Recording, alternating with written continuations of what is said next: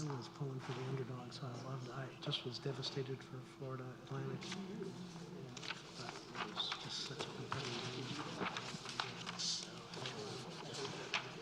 tournament is so enjoyable.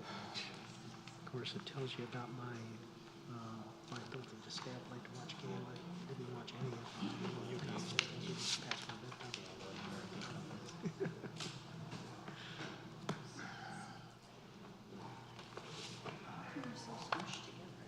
Slow down and do that.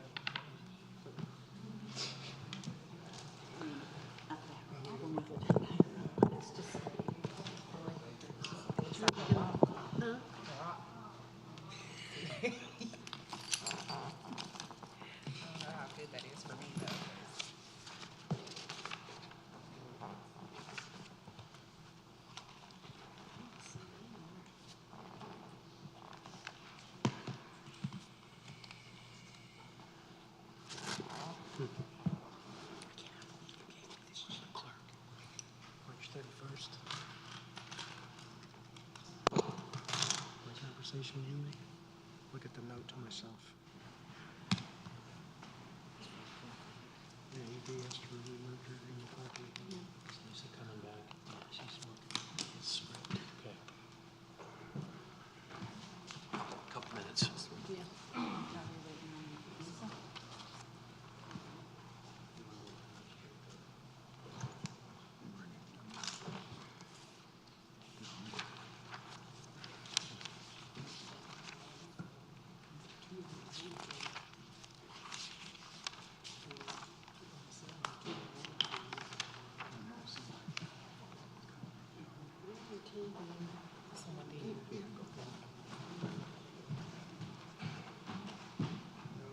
I saw one when I walked in.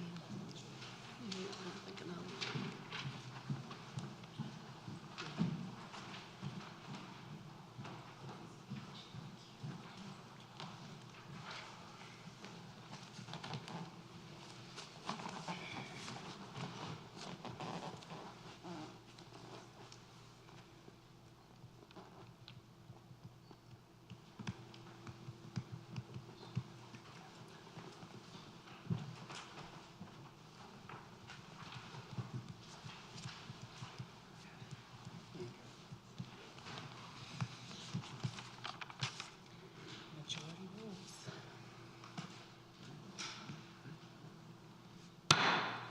Bring this meeting to order. Welcome everyone to the Zebulon Board of Commissioners April 3rd, 2023 Board of Commissioners meeting. First we have Pledge of the Allegiance.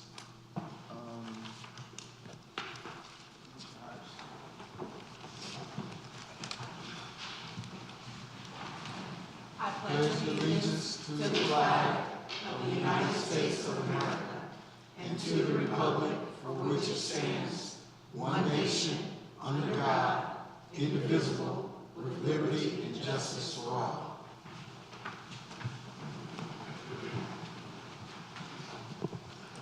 Thank you.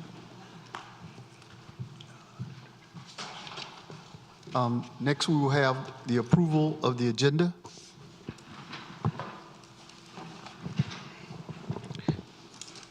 Mayor, I'd like to pull from consent.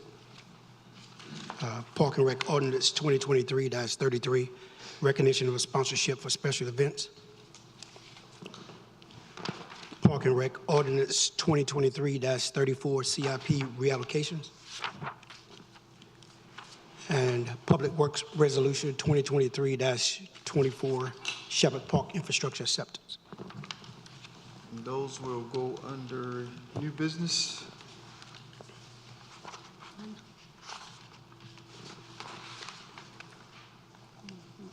Is there a motion to approve the agenda? I'll make a motion to approve the agenda. Second, as amended. As amended, all in favor? Motion passed. Public comment.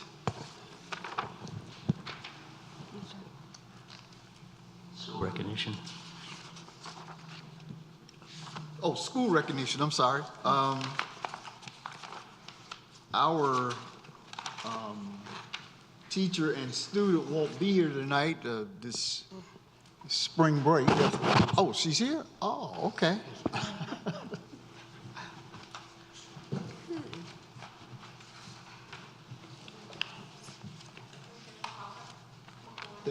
They're here for, also for Ms. McCoy as well. They're both here, sir. Oh, they're both, okay. Yes, sir. I think it's during Thank you. spring break. Thank you.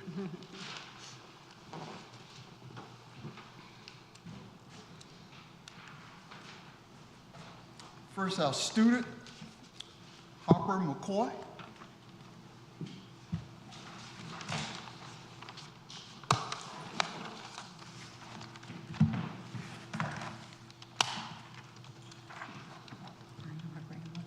Okay. We're recognizing Harper McCoy from Zebulon Elementary School. Harper McCoy is a shining light at the Zebulon Elementary. She embraces education and leadership head on. She makes teaching fun and learning for her peers exciting as she shares her light for all to see. She exemplifies what it means to have cougar pride. She comes to school daily, ready to learn, prepared and present.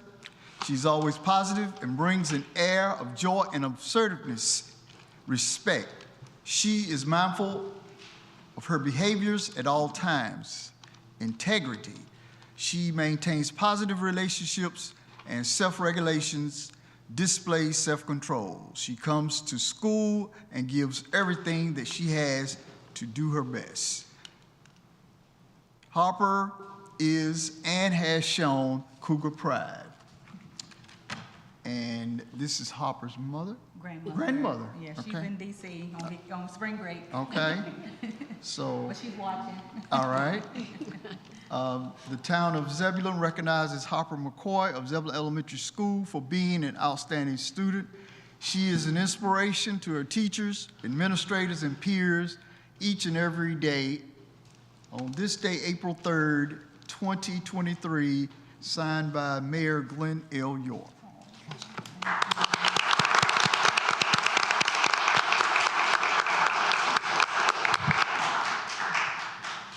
Thank you. She's waiting. Thank you. Next, recognition for teacher Mandy Bailey.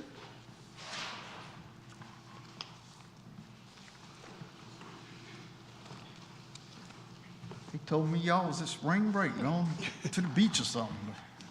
Anyway, Mandy Bailey is a music teacher at Zebulon Magnet Elementary School.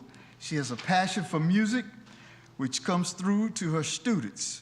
This year, she has a group of students that received the prestigious honor of performing at Pieces of Gold and Stars in the East. Pieces of Gold is a United Arts program in which students audition to perform. While planning her lessons, Mrs. Bailey is always looking for ways to integrate core curriculum. She is a co-chair of our school improvement plan, academics committee, where she works with classroom teachers to analyze data. Ms. Bailey also values her students' relationships and strives to meet social, emotional needs for her students. Zebulon Elementary GT Magnet School is fortunate to have Mrs. Bailey teaching our students with their musical creativity and knowledge of core curriculum, adaptability, engaging classroom presence, as well as trying to instill lifelong love for music. The town of Zebulon recognizes Mandy Bailey, Zebulon Elementary School, for her dedication to the school and its students. She motivates students to achieve at the highest level. Mrs. Bailey is an outstanding music teacher who is committed to teaching and learning at Zebulon Elementary School. This day, April 3rd, 2023, recognition signed by Mayor Glenn L. York.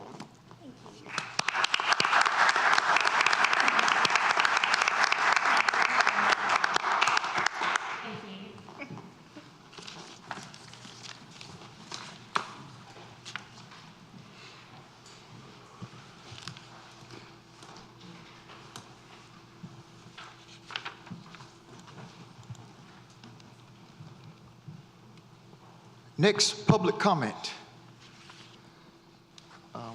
I have the sheet.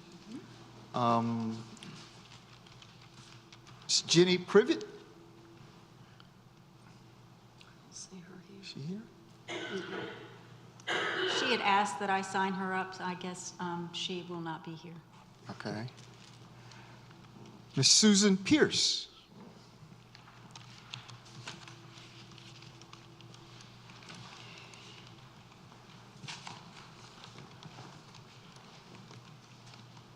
Hello, my name is Susan Pierce. Welcome, and just wanted to say that, give you an update on everything that ZDAC has done. And I forgot to say my address, 434 Rogers Road, Zebulon.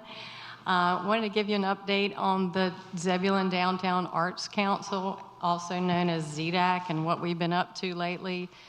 First of all, we did participate in the St. Patrick's Day event. We had an art project outside the Creative Cup. It was a giant lucky medallion designed and created by Michelle Matheny, and we have artists participating from ages 3 to 70 in that particular project. We'll be doing something similar for Spring Fest, which is April 29th from 4 to 8. We'll be having some more art in that same alleyway, again designed by Michelle Matheny. We will have something new this year, which will be a piano lounge. It will feature some of our local pianists, so if you want to just have a seat and listen to some great piano music, join us there. It will be in the same building as the youth art on display. ZDAC will be judging the youth art this year. We have submitted 2 grants. The first one is a T-Mobile grant for $25,000. It is an inclusionary art project which will be placed on the side of 107 West Horton Street. It's going to be art panels with photographic scenes of our leaders in Zebulon. We're going to call it Zebulon Champions, and I'm hoping that I will be able to convince our mayor to be a part of that. Second grant is the State Employees Credit Union Foundation grant. It's a $40,000 grant. This is an organizational capacity building grant.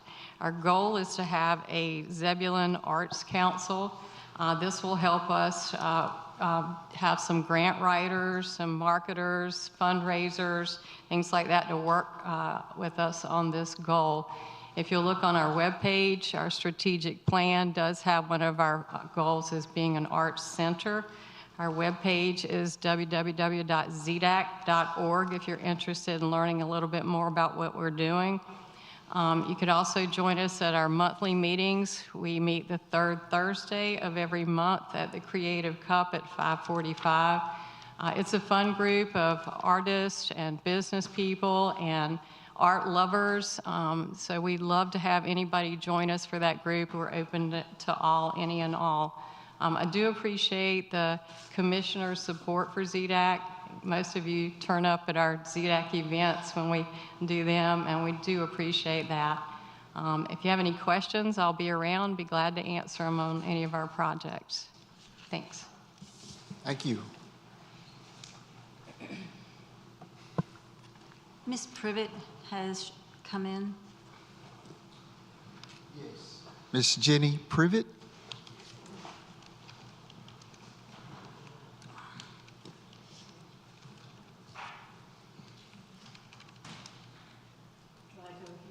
Yes, ma'am. Yes.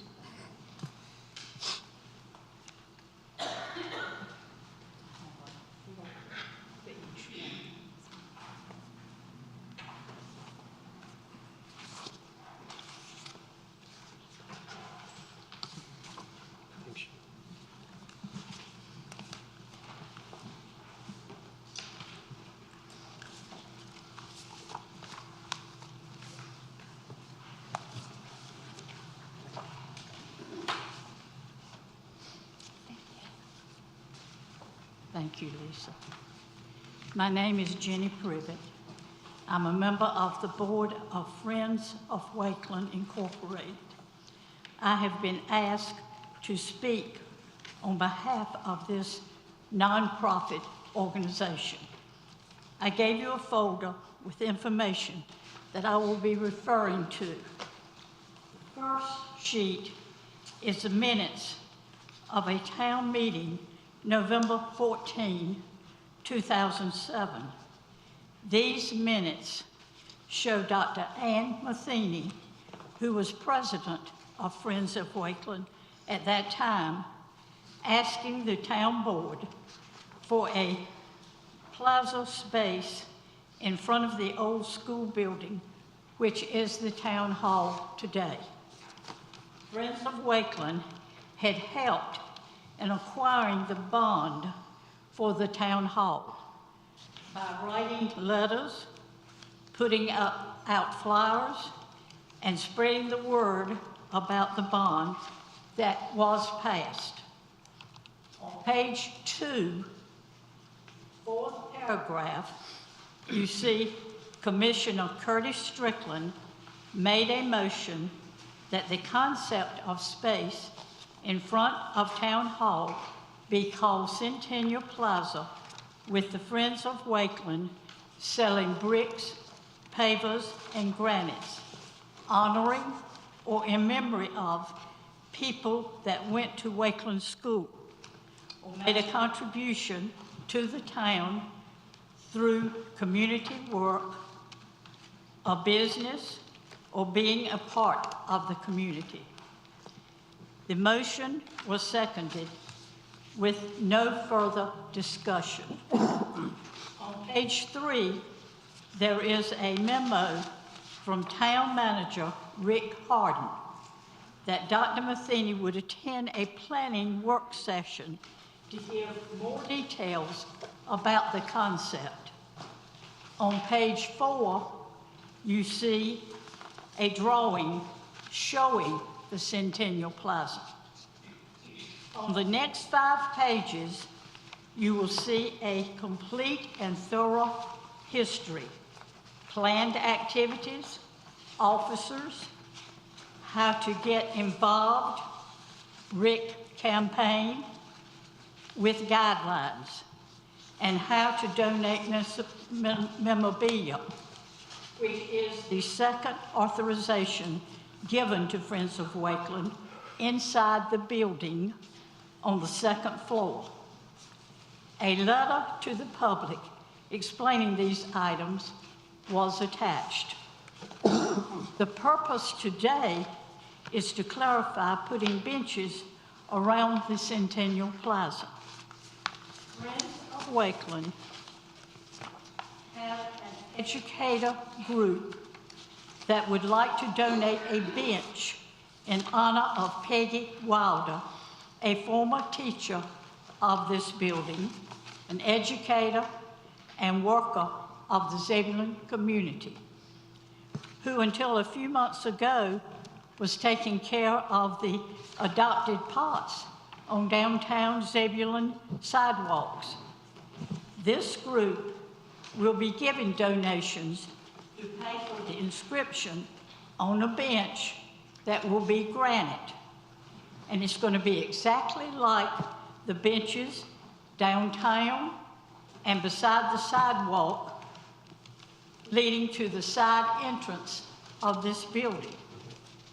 Since this is part of the criteria which you will find written on the first page, 4th paragraph, in the history presented by Dr. Matheny, Friends of Wakeland had planned to get at further meetings to start putting benches, but this memorial came up before we had a chance to, and it will be the first bench to be installed. But this could be continued with guidance from Friends of Wakeland. This is the guidelines that Friends of Wakeland is following about benches to go around the Centennial Plaza. Thank you. Thank you.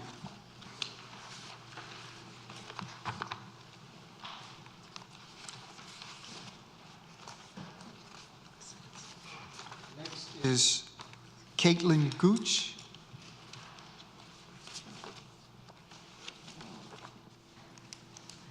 Hello, everybody. Excuse me.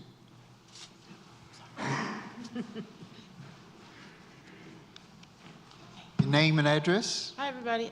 My name is Caitlin Gooch. My address is 6400 Knightdale Eagle Rock Road, Wendell.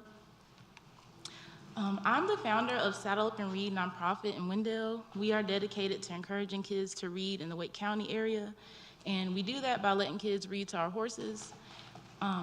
To celebrate all of our accomplishments, including being inducted into the Wake County Public School System Hall of Fame last October, we're having a fun community day, and I came out here to invite everybody and the citizens watching to our Saddle Up and Read Fun Day. It's April 15th from 11 a.m. to 4 p.m. We're inviting the community out to meet our horses, the horses of Saddle Up and Read, the animals of Saddle Up and Read. There'll be music, games, bounce houses, horse rides, food trucks. To register or volunteer, please visit our website, saddleupandread.org. I hope y'all can make it and help us celebrate Saddle Up and Read and literacy. Thank you. Thank you. Normally do this, but you didn't give us the address, did you?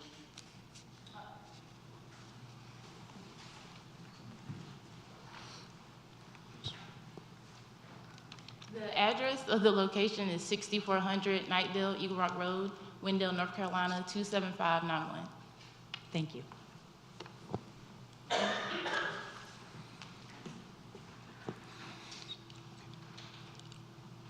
Is there anyone else that signed up for public comment? No, sir. Thank you. Next, we will approve the consent agenda. Is there a motion? I move to approve the consent agenda as amended. Do we have a second? Second. Thank you, Commissioner Laux. Any discussion? All in favor?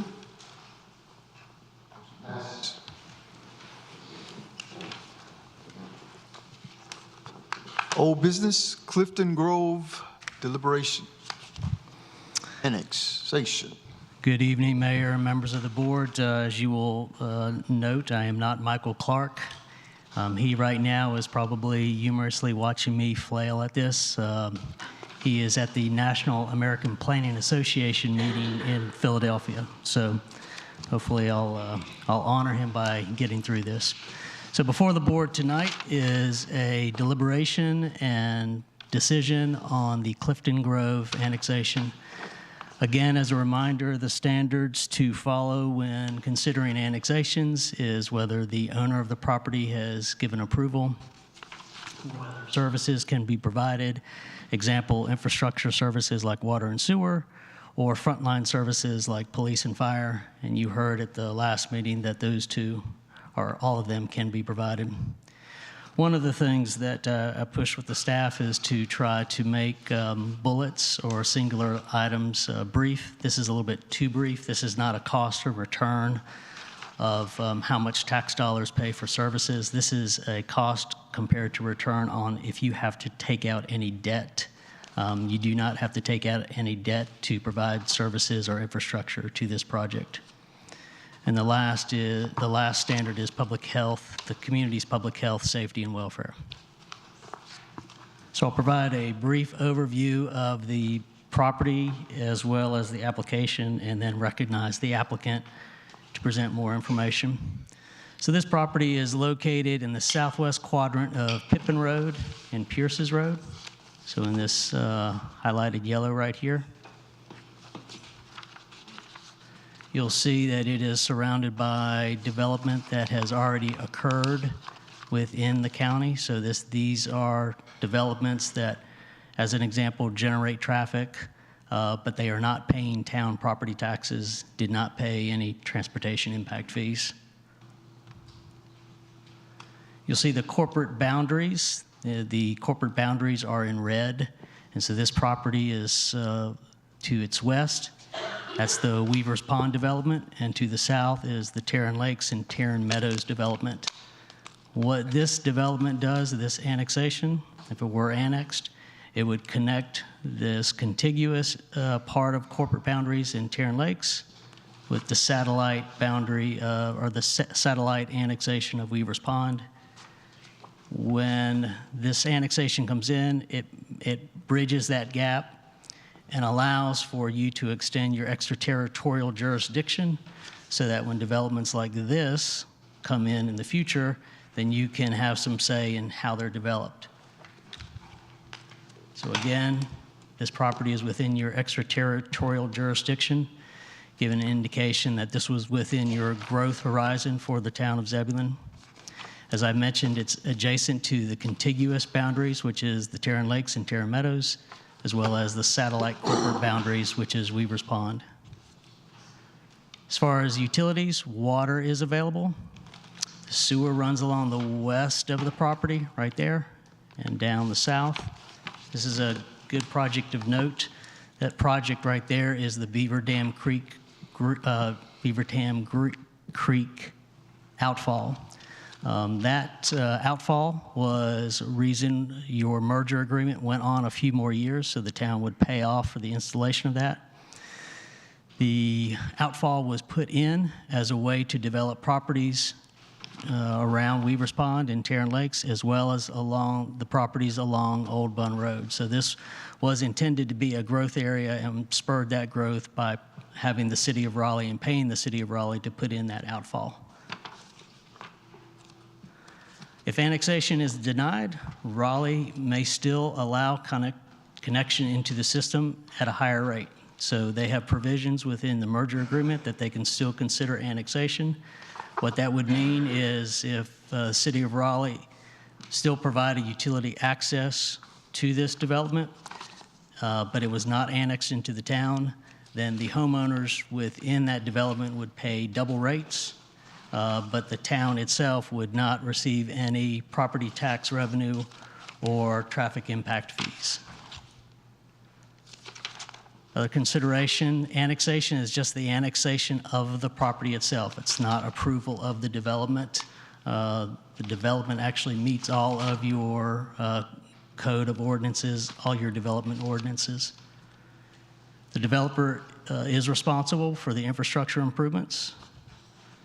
And as I mentioned before, the proposed annexation will result in current satellite annexation becoming contiguous to the central corporate limits.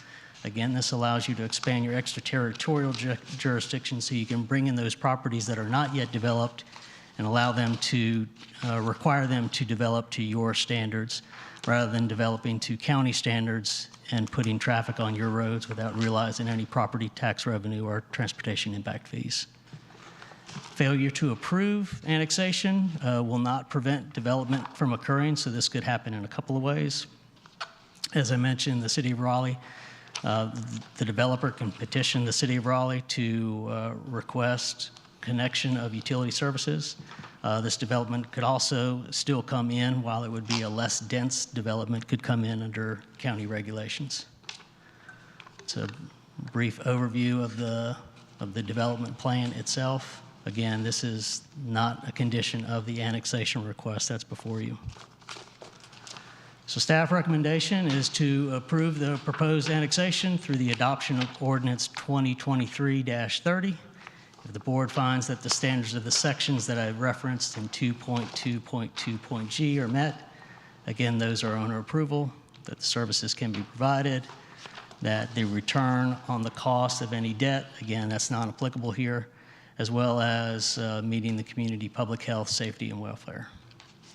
So before I recognize the applicant, I'll do my best to answer any questions you may have.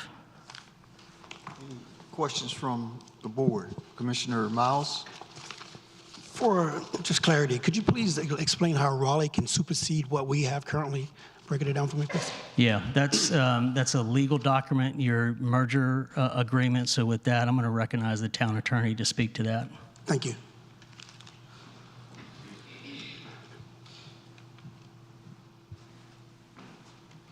Board, Mayor, the town merged its water and sewer system with the city of Raleigh. Consequently, those services are provided by the city of Raleigh.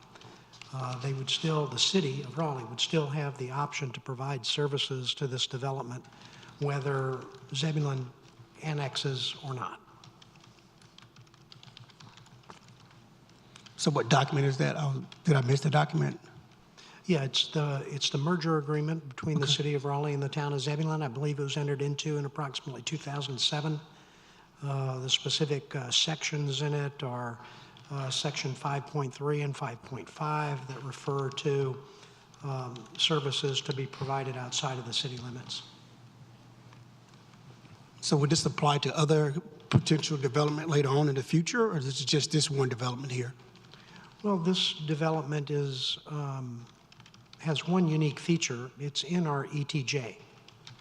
So by being in our ETJ, we have designated that this area is part of the future expansion plans for the town.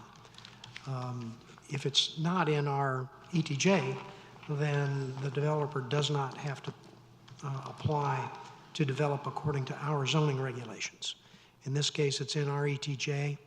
They have to apply for our zoning regulations. They would still have to develop according to our zoning regulations, but they would be able to get services from elsewhere. Okay, thank you. Any other questions from the board? Comments? Commissioner Baxter? Since this is just a request for annexation, I'm assuming that the utility allocation policy would be in play for this when it would be filed? My understanding is this was submitted before the allocation policy was adopted. So they submitted parts of the subdivision before they got approval for the annexation? Correct. Okay.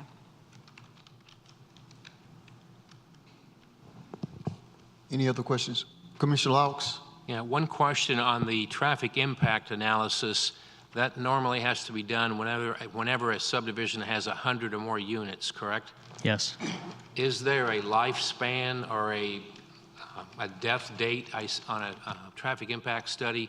For example, the one we have in front of us is dated October 2020, which I've reviewed it, but it reflects traffic data during COVID, and we are now April of 2023, and a lot has changed in 3 years. So one of the things I'm thinking of is I would like a current traffic impact analysis study done, even though it doesn't directly relate to the annexation. My understanding is the applicant is going to provide information that hopefully will answer that question. So just if you can defer the question to that, and then if you don't get it answered, we'll circle back to that. All right, thank you. Any other questions from the board?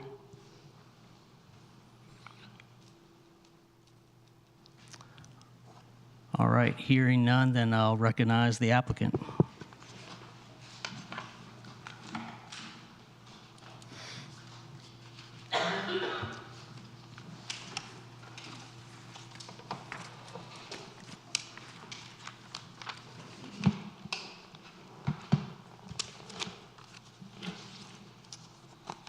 Good evening, Mayor York, Mayor Pro Tem Miles, and Commissioners. My name is Ashley Honeycutt-Terrazas. I'm a land use attorney with Parker Poe, address 301 Fayetteville Street in Raleigh. I'm joined by Jonathan Cooper, who spoke to you last time about this annexation request. How do I control the presentation? I got you. Yep, sure.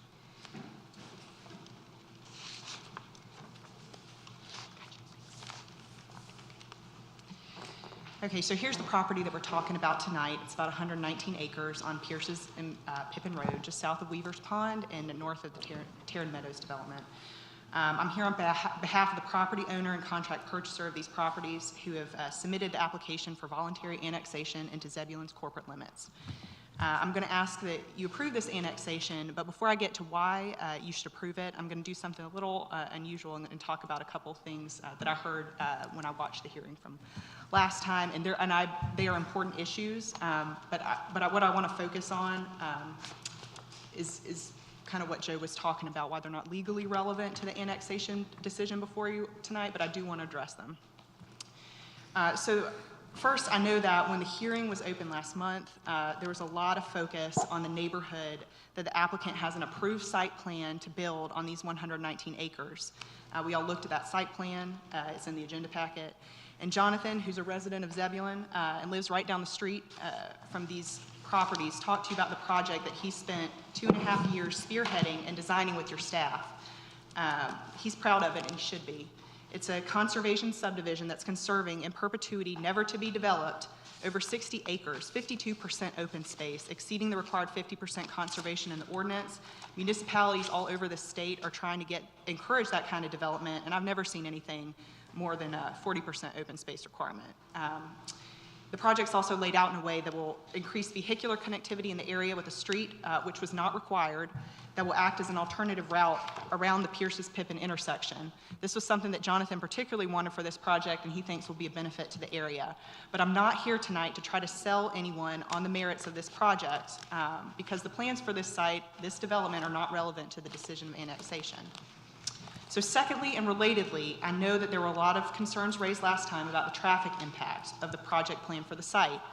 I know that constituents have raised this concern to you about the project that has already been approved for these properties, and you have all now reviewed the traffic impact analysis that was required as a part of the site plan process.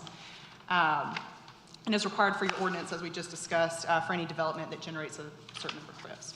So I just want to say that while the TIA has already been approved by your transportation staff and the NCDOT, and its mitigation measures had to be and were incorporated into the site plan in order for that plan to be approved, we still wanted to make sure that we looked into the concern raised about the TIA and its accuracy.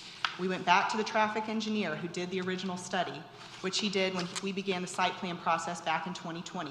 He confirmed that he applied a COVID factor to the traffic counts to account for reduced traffic due to COVID.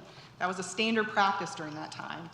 It's also standard practice, as y'all know, because you reviewed TIAs, that the TIA has to take into account what's called ambient growth, which the traffic engineer did, and is how they take into account the expected growth in the area when they're coming up with their mitigation measures.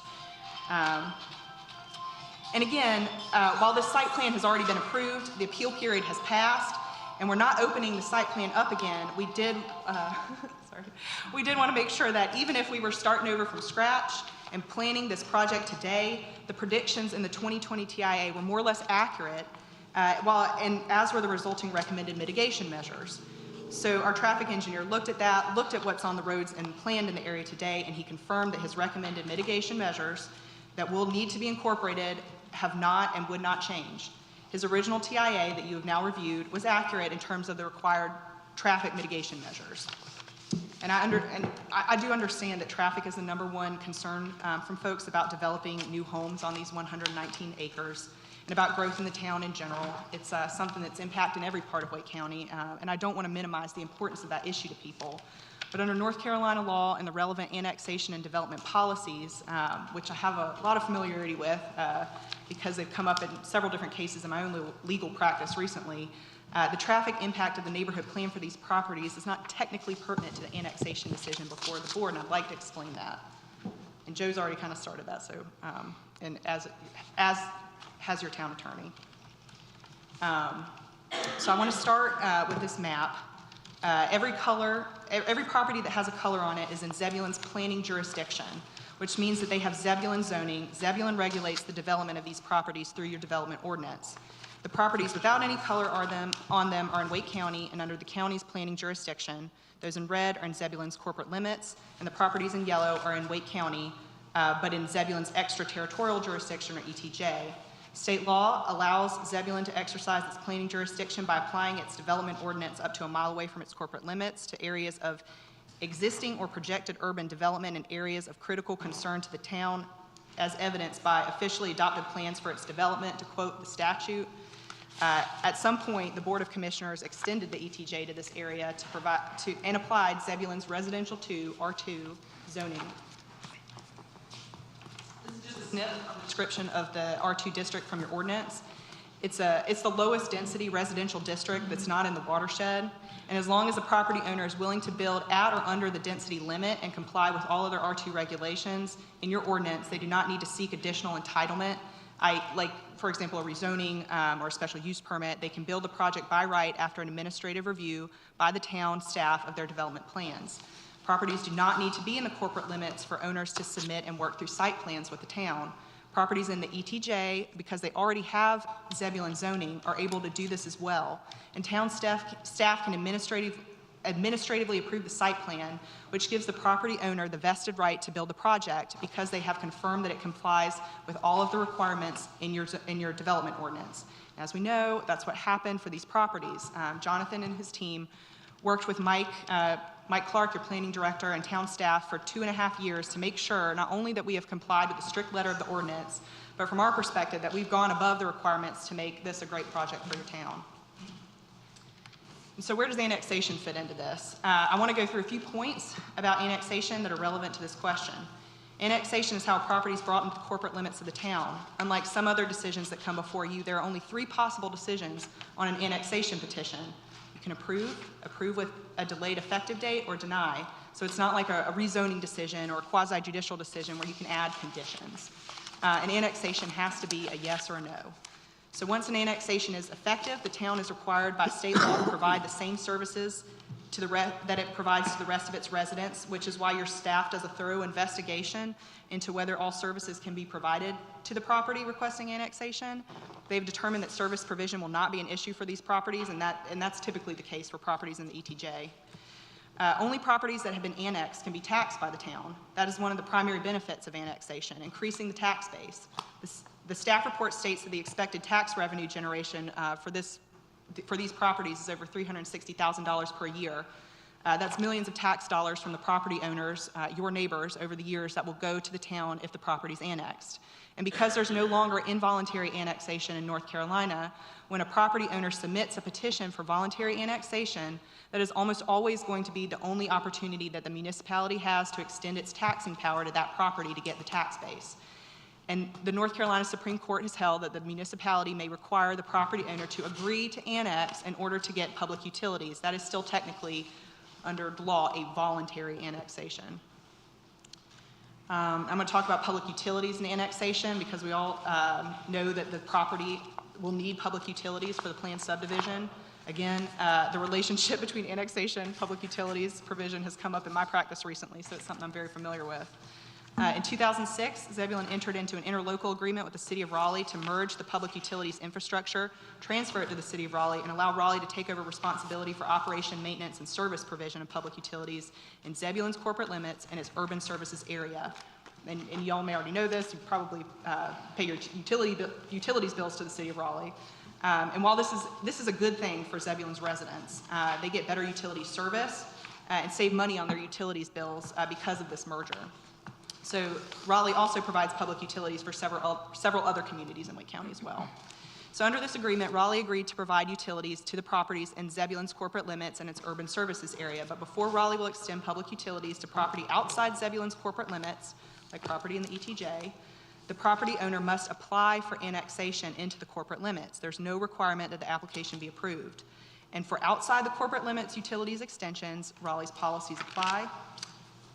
And Raleigh's policy, this is a little snip from the website, this is that it will provide utilities to properties outside the corporate limits as long as an annexation application is submitted. And if the property is not annexed, the property owner can still connect, but has to pay the City of Raleigh a higher rate for the utilities. This is called the outside rate.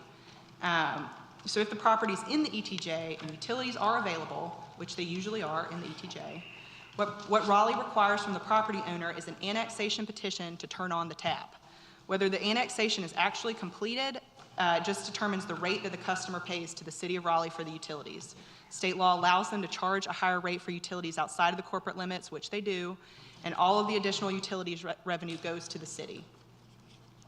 So all of this law and policy that I've just gone over informs the policies on annexation in your comprehensive plan. And again, this is just some snips of some of those policies. I pulled out some of the policies I think are the most relevant here.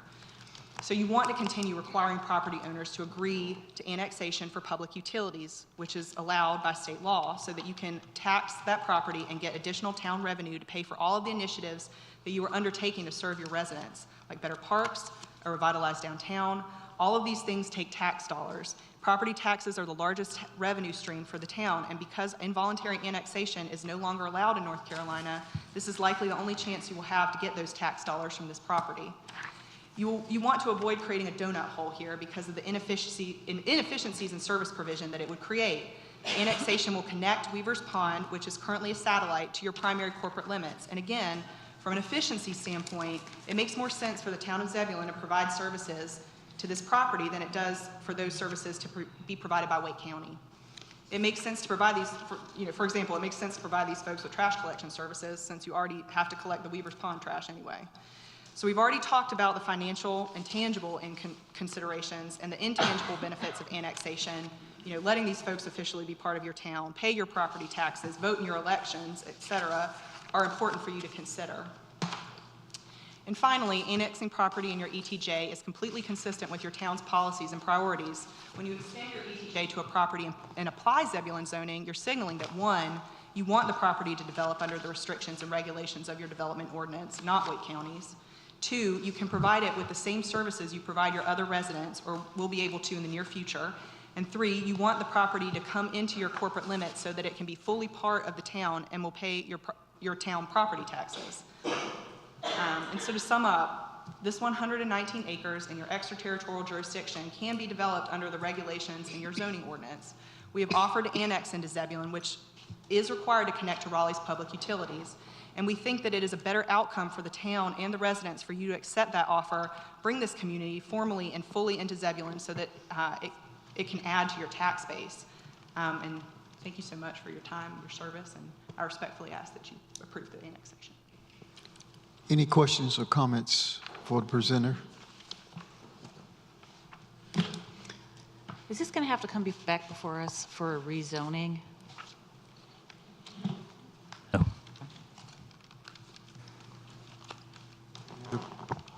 Commissioner Harrison?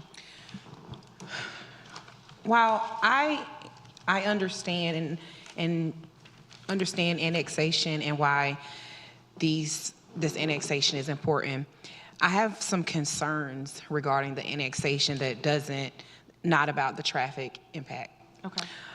My concern is, number 2, it says services can be provided for this development and this annexation. And while services can be provided, I'm concerned about the quality of the services that can be provided. As a resident of Weaver's Pond, the majority of our community gets water from the city of Raleigh, and we have to have pumps in order for our water to run at a strong level. Some of the phases that have been recently built, each one of our homes has a built-in water pressure system that we have to turn off and on in order to get a better quality of water.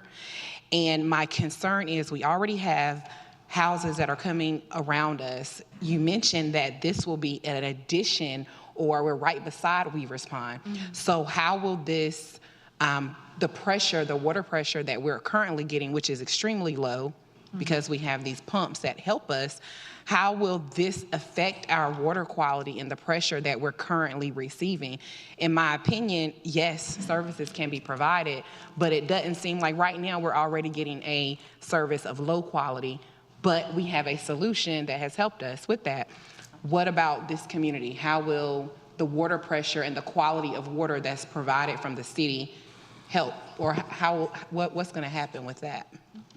Well, I can say that, and Joe may need to help me out here with a little bit of this, but I will say that all of the additional infrastructure, utilities infrastructure, the water pipes, all of that, we have to provide and build for this community. I don't work for the Public Utilities Department, but I would imagine that it would impact the water quality and the quality of service that you're getting from the city of Raleigh to your provision of water in your neighborhood. And the standard is that you have to be able to provide the same level of service that you provide everybody else in your town. I don't know, Joe, if you have anything. Well, if you've got an engineer on staff, if you wanted to give them the opportunity. Let me see if Jonathan has anything he wants to say about that. Good evening. Jonathan Cooper. I spoke with you during the first hearing. Just wanted to speak first to answer your question, neighbor. Yes, we do have that. I guess, issue that has came up in Weaver's Pond. That is a case-by-case scenario. We see this all the time in the development world. You can, depending on the water and the pump, there are times where pumps can be required, but that is also part of the construction drawing level review, which is currently in process right now. We are on the third and seems to be final review. That includes the engineering departments from the city of Raleigh who would review the sewer requirements. So if there's anything that needs to be upgraded regarding sewer, that will fall on us as far as their approval. If there is anything regarding the water, that falls on us as far as approval. That is almost like contingency of approval, if that makes sense. And also, excuse me, a lot of times what you'll run into as we're doing those reviews, if City of Raleigh has their specific numbers, I'm not that engineer, but if they have tests that are required of this development, they can require us to run a test to determine whether we need to do a pump, whether we need to do upgrades. A lot of times in situations like what we have in Weaver's Pond, there may come, it may not be necessarily this development if approved, but what will happen is the domino effect. Eventually, somebody's going to pay for it. And by pay for it, I mean like the upgrade that's required so that it suffices. In other words, they won't necessarily sign off unless they're saying they can supply the water based off of the infrastructure that we would install. So Raleigh, you know, we won't necessarily be taking anything, if that makes sense, from our development, from our side of the subdivision. It would just be that we would have to upfit everything to meet that. In addition to that, and kind of what goes along with that, with this development, it was mentioned both in staff and our presentation, that's part of the reason why we chose, along with staff, the conservation subdivision. In the development world, yes, we want as many lots as possible. We're a national home builder, we're a home builder. We want the homes. However, sometimes it's better to be mindful of where we're working and what we're working with, both traffic, water, sewer, things of that nature. Preserving this amount of acreage is unheard of, and especially unheard of from a national home builder. You usually see this, and staff even, mentioned this early on during review, you usually see this among local home builders. So I say that because we're proud of this product, because it's something that we're conserving, half of the land that's there. And by numbers, I think it's like we're at a number maybe like 235 lots right now, 236. If we rezone this property to a rezoning similar to what Weaver's Pond or something local, it could be almost double that. So it preserves land that can never. It's not like we're setting it aside for future development, setting it aside for commercial. It can never be developed. And in addition, as part of the review from staff, traffic was a concern. And we have in our site plan, I know this is annexation and it's not site plan, but I just want to point it out because it's important. We have a through street, and on that through street, we don't have any homes. So in other words, we're creating a main thoroughfare connector that currently does not exist from Pippin to Pierce's. What that does, it doesn't necessarily reduce any traffic numbers, but what it does, it keeps everything from having to go to that one intersection of Pierce's and Pippin. And to Mr. Looks, I want to speak to the TIA. You mentioned, was there a cutoff date? And this is for any TIA in the future also. I spoke with our traffic engineer the next morning after our meeting, and he pointed out the fact, and I didn't have it before me when we were talking about it, but there was a build-out date that was incorporated into our TIA. So what happens is when we meet with staff, staff approves what we're doing in our TIA. we meet with DOT. They look at what we're submitting for the numbers of our TIA, both traffic counts and things that were either existing, as in Weaver's Pond, and then the other ones that were already been rezoned, and even the ones that were submitted at the time. It had to be an application within. But they take those numbers and then they incorporate the build out of this development. So although there's no expiration date, there is a build out date. And that build out date would have been 2024.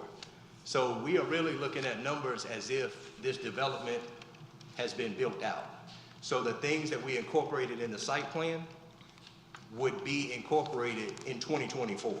So it's not like, you know, we didn't take in consideration our I think we even did the TIA to like 250 homes, but we took into consideration what would be on the ground in 2024 and would what we do suffice for what's on the ground in 2024. So that was incorporated. That would kind of be your cutoff date, and I wanted to mention that because in any future TIA, that would be an important factor to look at. It's just what the build-out date would be when you have a situation where you have multiple developments in one area. So hope that helps. Any other questions? Mayor, Commissioner Harrison, let me offer a generic description about how pressure works, but I want the board to clearly understand this is not an engineering analysis, okay? So the way pressure works is you've got the top of a water tower, and then you've got a residence. And the elevation difference between those two, the greater elevation difference you have, is the greater pressure you will have at a house. Now, for some of those properties along the western boundary of Weaver's Pond, they are right on the ridge line to the reservoir. So the differential between the water tower and the houses in some of those portions of Weaver Pond is, there's not as much difference in pressure. And so some of those houses will not have as much pressure on like a second story or even to maybe their individual house. From a service standpoint, we are not experiencing pressure issues where we are most concerned with it, which is at the fire hydrant, okay? Intuitively, and again, this is not an engineering analysis, but intuitively, I don't think you would have the water pressure problems at this property, and the reason is because it's further away from the ridge line. That Beaver Dam Creek that I mentioned, it's flowing eastward. And so without looking at contours, I would, Mayor, the discussion before the Board of Commissioners is whether to annex the subject tract of land into the town of Zebulon corporate limits. Any other comments from presenters? Question for me, Mayor. One quick question on the traffic. That Green Ridge View Lane that runs through that community, during your community meeting, what kind of feedback did you guys get for that? So this is so for a site plan, that's an administrative review. If you're not seeking additional entitlement, there's not a community meeting required, because we already have Zebulon zoning. But Eric, have you talked? And in addition, it was mentioned in the original hearing, that connection is required by the UDO. So we could not dead into that. That is a requirement based off of the UDO. Any feasible connections that are existing, a new development would have to connect to. Thank you. Thank you. And I think also when I spoke with you guys before also, we spoke about inclusionary housing, affordable housing. You were going to get back with me for some information about that. Did you have that information? I think you're talking about a different project. But our tools to craft the best Zebulon that we can.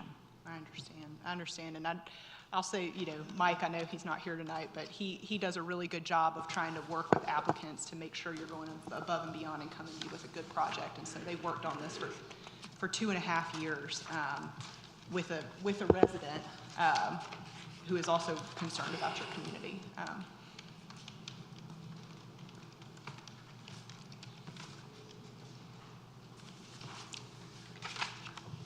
Any other questions, comments?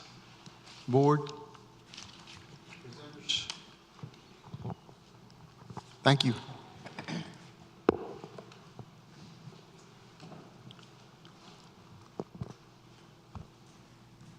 Is there a motion to adopt 2023-30 for annexation? Joe, could you put how we approve, deny, or approve with, could you put that back on our screen, please?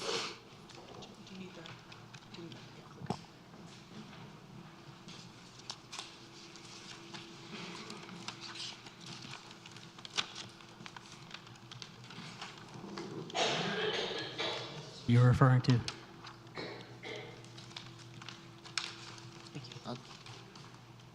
No, but this It was, helps. it was the one about the approve, deny, or delay, or? He didn't have that, he just had approval. He didn't Okay. have one. Well, I would like to make a motion to approve ordinance 2023-30 with a delayed annexation date for 2 years.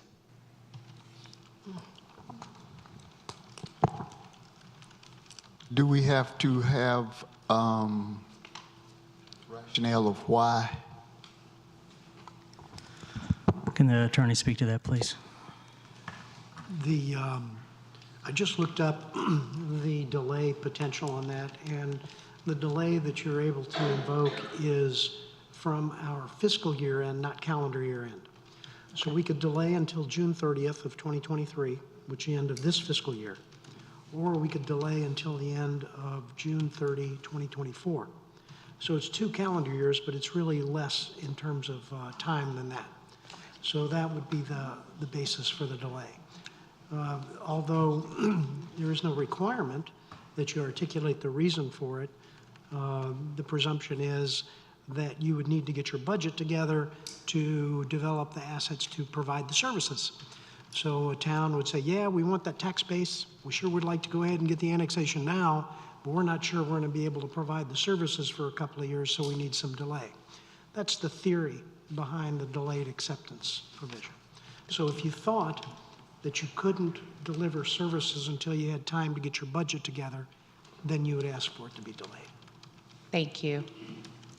One quick question from me. For future reference, can I have that where I can find that, just so I can kind of know for future reference, please? Sure. Thank I'd be you. glad to text it to you. That'd be greatly appreciated. Thank you, sir. Yeah.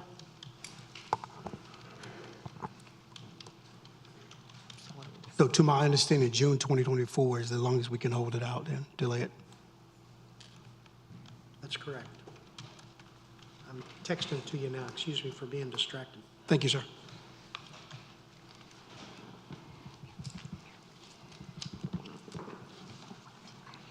I have a question about the anticipated time of build-out. And I know that there's already a motion on the floor, but certainly we do have to consider when this is going to drop and what that's going to mean for our budget. So if you don't mind, Commissioner Harrison, I would like to have an understanding of what the time of total build-out would be. Yeah, absolutely. Again, understanding that this is just an annexation. Can I just speak really quickly about the effect of delayed annexation, what it means? Yeah. So Can I say something first? We don't have a second on this. Right. So we're still in This discussion. discussion. Normally, the discussion would come after the second, but Do you want a second and then we can discuss? Let me withdraw my motion. Let's have a discussion, and then we'll come back. Perfect. So, thank you. Thank you. Absolutely.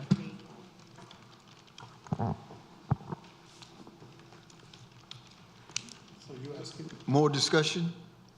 Yeah, I wanted to know about the proposed build-out time so that we have an idea of if this is going to drop and when it's going to drop and what budget cycle. So, obviously, it's not a one-time thing. I understand. And it's a very moving finish line. And I say that as it related to the TIA. It's Right, the 'cause you same- said it it's was the gonna be same way. 2024. It all depends on final approval. Typically, for this amount of homes, it's 18 to 24 to 30 months. Because obviously, we have to, with everything related to water sewer infrastructure, all of that has to be in, grading has to be in, and that's before, that all has to be in and approved prior to the first home permit being issued. So you're looking at, 12 to 18 months before that is in. I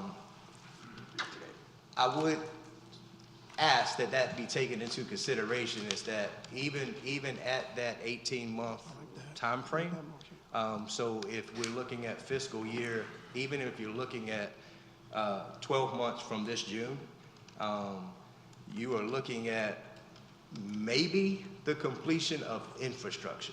And again, that's a hard maybe. A lot of weather goes into that, a lot of things that we run into as we're doing that. From there, you're looking at a certain number of homes being built per quarter after. So it would, in a sense, be a spread out time frame.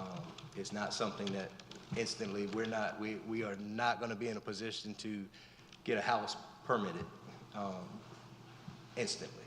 Thank you. Does that, Ms. Baxter, does that answer your question? Thank you. Commissioner Laux? Joe, if we do delay the actual annexation until June 30th of 2024, what work could not take place between today and June 30th, 2024? When you say what work, can you give me an example? For example, Raleigh could actually start construction of their water lines, could they not? Okay. So before I answer that, let me just clarify something that, or maybe emphasize something that the town attorney said. If you consider a delay, it's got to be tied to some sort of, the town can't provide provision, or the city of Raleigh can't provide provision of a particular service for a certain amount of time. I don't know that those conditions apply in this area. If I'm not answering your question, please just re-ask. But per your merger agreement, I believe that water and sewer are already there, so there would be no delay. And the city of Raleigh, based upon the merger agreement, it looks like they do have the provision on a case-by-case basis to allow the connection. So I hopefully answer your question. I can't think of a delay on the town side. I can't think of a delay on the city side of where there would need to be a delay to provide service. The service is already there. Did that answer? In my mind, I'm trying to figure out what I'm actually delaying if I delay annexation 18 months. Yeah, if you were to delay, this is a theoretical, you would be delaying annexation because you can't get water or sewer service to the property. You would be delaying service because you can't get fire, police, and sanitation to the property. But none of those conditions apply. The water and sewer is already there. We can provide the sanitation and the police, and the property is already within our fire service boundary because we serve the county outside the corporate limits. Commissioner Miles? For that, if you could understand, we delayed Barbary Street for a year, but all the factors that you just stated were there as well, but we were able to delay that for a year. So if you could elaborate a little bit the difference between Barbary Street and what we're about to do now. Yeah, I think, Bart, I want to consult your attorney.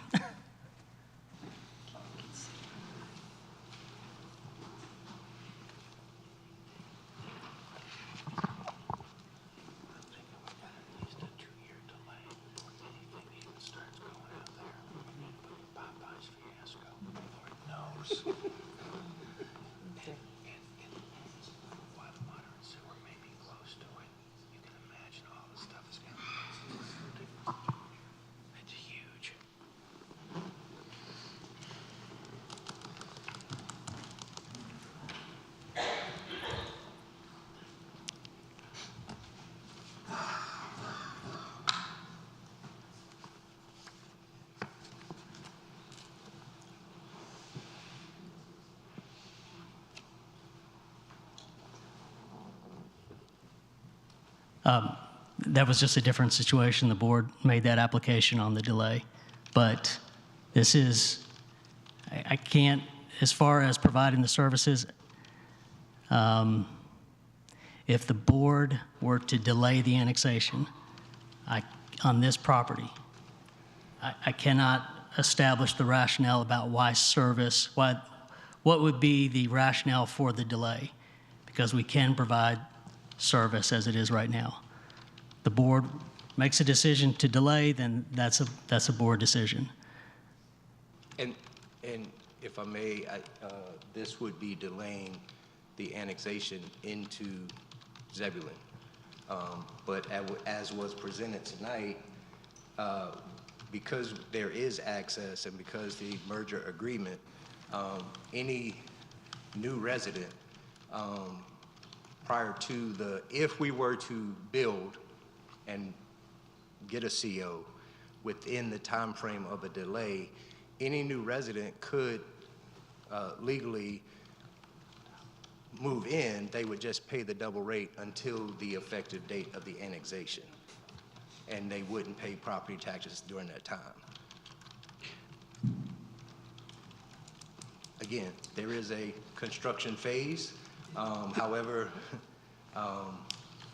if we got there in a timely manner, it would allow for a resident to move in. That resident would just have to pay the double rates until the effective date of the annexation, if. Okay. Mr. Miles? I'd like a little bit more clarification from our legal. Is that correct, Eric, how that would work, sir? I respectfully disagree with that. The issue is getting other permits under our current UDO, which I don't believe you'd have the right to get building permits and that type of stuff under our UDO without being annexed. It's in Zebulon's planning jurisdiction. That's right. Yeah, Right. you're in Zebulon's ETJ, so any development on this property is governed by the ordinance. That's right. And I don't believe you can get, for example, a building permit, I don't think can be issued unless you're annexed. But if you're in the ETJ, in the then planning they'll- jurisdiction, I believe that's the case. I mean, I had this come up in Garner recently where the project was already built. We just filed the annexation petition. Homeowners moved in, paid the outside rate until the annexation was final. I'm sorry, I haven't prepared for this specific question. Yeah. But it does seem unusual that you'd be able to get a building permit under our UDO without also being annexed. I understand that you have to satisfy the planning requirements, but I just don't think that the UDO permits you to do that. May I ask to make a motion then to table this until the May meeting so that we can get maybe Mike here and get some actual clarification from our legal department before moving forward I second that motion. for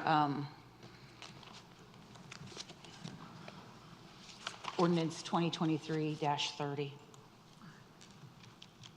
And just to be clear, the clarification is, what is the practical impact? Like, could we get a building permit before, like, if it were to be delayed? Which I think Eric covered, not Eric, sorry, Jonathan covered that it's probably going to be 18 months to 2 years before this could be built out anyway. I think where we stand right now, there's a series of questions that we would definitely like our planning guy here to be able to make sure we get the correct answers. I think we owe that to the citizens to make sure we get that. Nothing against you, town manager at all. hear you. But I think we need that, our specialists here as we kind of move forward with this. I like the motion. It's going to buy a little time. It's not going to hurt us anyway. I don't think it's going to hurt us anyway, shape, form, or fashion. Like I said, I second that motion. Motion and a second. Discussion? May I ask you to restate your motion so I know exactly what it was? Because I thought you were just making a statement versus a motion. Sure, I move to table the proposed annexation and adoption of ordinance 2023-30 to the May 2023 meeting. Based on? Based on, I'd like more guidance from both the attorney as well as the planning department. I second it. We have a motion and a second. Discussion? Commissioner Laux? Yeah, I think the question is, if we delay this to June 30th of 2024, what does the town have to do, and what can the developer do in that 18-month time frame? Right. I think that's where we're needing some guidance.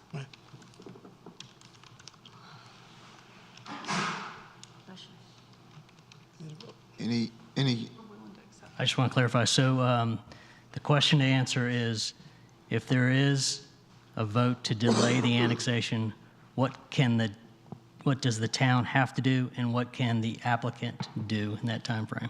Okay. now, I thought the time frame was the 2024. Or just by any delay. Yeah, we'll analyze different delay options. Any other discussion? We have a motion and a second. We have a roll vote, starting with Commissioner Laux. In favor? Commissioner Harrison? Favor. Commissioner Clark? Opposed? Commissioner Miles? Favor. Commissioner Baxter? In favor. Motion passes to delay. Thank you so very much.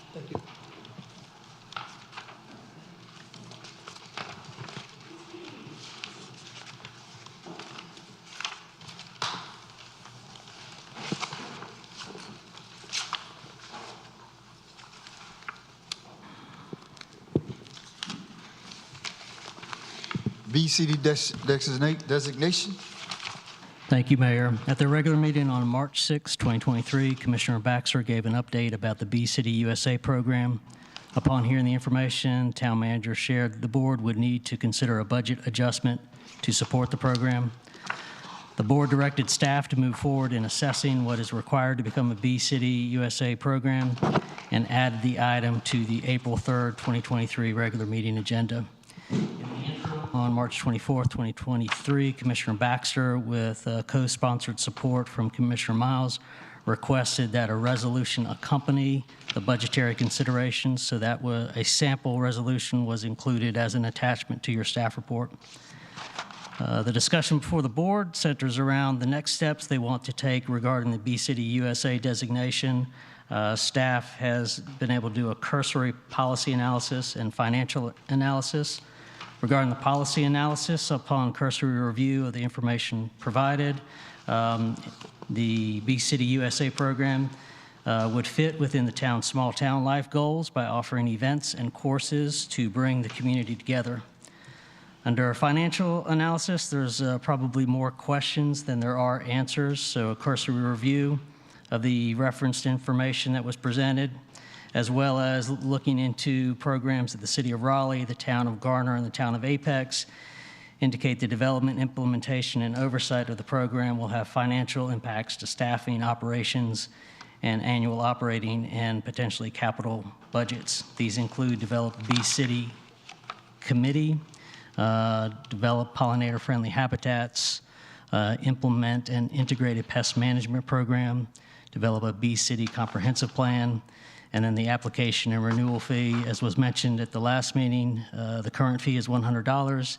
It's based on population. Given that Zebulon is expected to pass the 10,000 person population threshold this year, that would bump up to a $200 application fee. So staff recommends the board incorporate this discussion into the adoption of their FY24 budget. Incorporating the discussion into the FY24 budget will both allow staff the opportunity to more fully assess the cost and impact of the program beyond the application fee, and will afford the board an opportunity to prioritize this program among the many other programs that they will have under consideration when the budget's presented. Again, the discussion before the board centers around the next steps they want to take regarding the Bee City USA designation. Stand available to answer any questions you may have. Questions from the board? Commissioner Baxter? So we directed you to find out some more and to write a resolution. When I met with you, you said that you hadn't done any research into an integrated pest management plan. understand that there are a lot of things that we haven't done just because for a long time we've been a small city.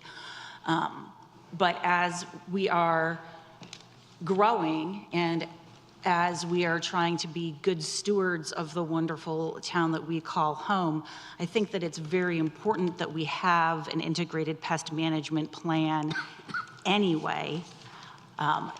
When I talked to the city of Apex, the Xerces Society is very, very lenient about dates and times because they know that towns and campuses work with budgets and that it takes a while to implement certain programs.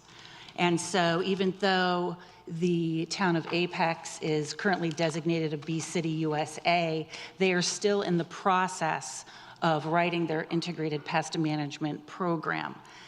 Now, as a beekeeper myself, I would love for this project to move forward, but with any of these questions and concerns, did you call the Xerces Society for clarification?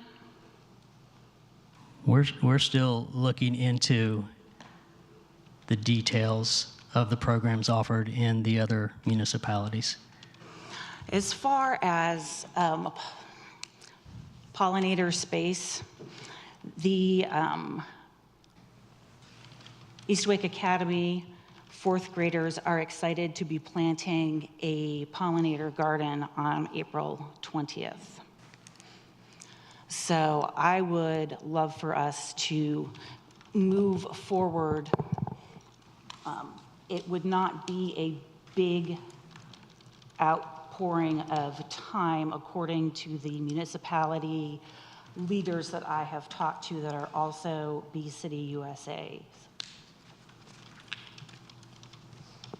If we were to move forward with this resolution, Lisa, would this be resolution number 2023-25?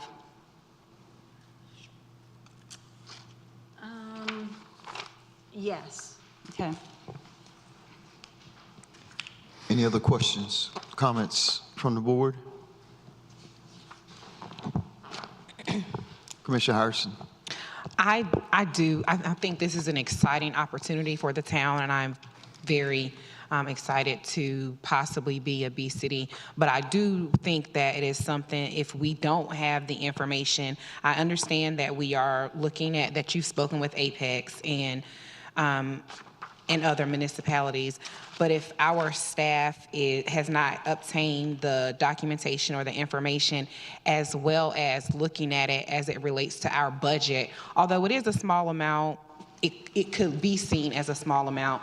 I want to make sure that if we were to vote on this, that we have all of the information in front of us that we need so that we can communicate it with our citizens as well as have the information for ourselves. So I would like to have more information and a proper resolution in front of us before we move forward with making a decision about this. Mr. Miles. So with that said, where do you see that we would give directive to staff to make sure they get a thorough, get all the information together and come back to us? Is that what you're suggesting? I would like to have the information. Hello, can you hear me? Okay. I would like to have the information all together before us so that we can make a proper decision. I want to see the resolution. I want to see the information, the program. I want to see more than what we have in front of us in order to make a decision about this designation. Now, I would like to point out that we did instruct staff to look into this and come back to us, and they just didn't provide us with the information that we asked for. Okay, I understand, and I understand that we've asked for, and maybe our staff, I want to give them the benefit of the doubt and ask that this information be brought back to us in a resolution form and with more detailed information, because it is a budget adjustment and our taxpayer dollars will have to pay for this designation. I think that in order for this to move forward, we need to have all of the information in front of us. And I'm totally fine with putting a time frame on that, but I don't think that we should necessarily make a decision before it is in front of us. Mayor, Manager Moore? thank you. Let me clarify staff's recommendation. At your May regular meeting, we're going to recommend a budget. And this would be one thing that just gets included with that. And so you'll get a full sense not only of the cost, but you'll be able to get a sense and compare the cost with all of the other programs that you're considering. So this is intended to come back to you at your May regular meeting as part of the recommended budget that's going to be presented. Are you Commissioner Harrison? coming back to us in May as a part of the budget? Wouldn't be bringing back a resolution, would it? Would that be bringing back this in writing as a resolution form, or would it just be incorporated in what we are going to or thinking about adopting for the next fiscal year? It would be the funding. Once you establish the funding and that we know that you all want to fund this, coming back with a resolution is it's a minor step. So coming before you at your May regular meeting would be the budget amount to support this program. Okay. Thank you for acknowledging that it would be a minor step.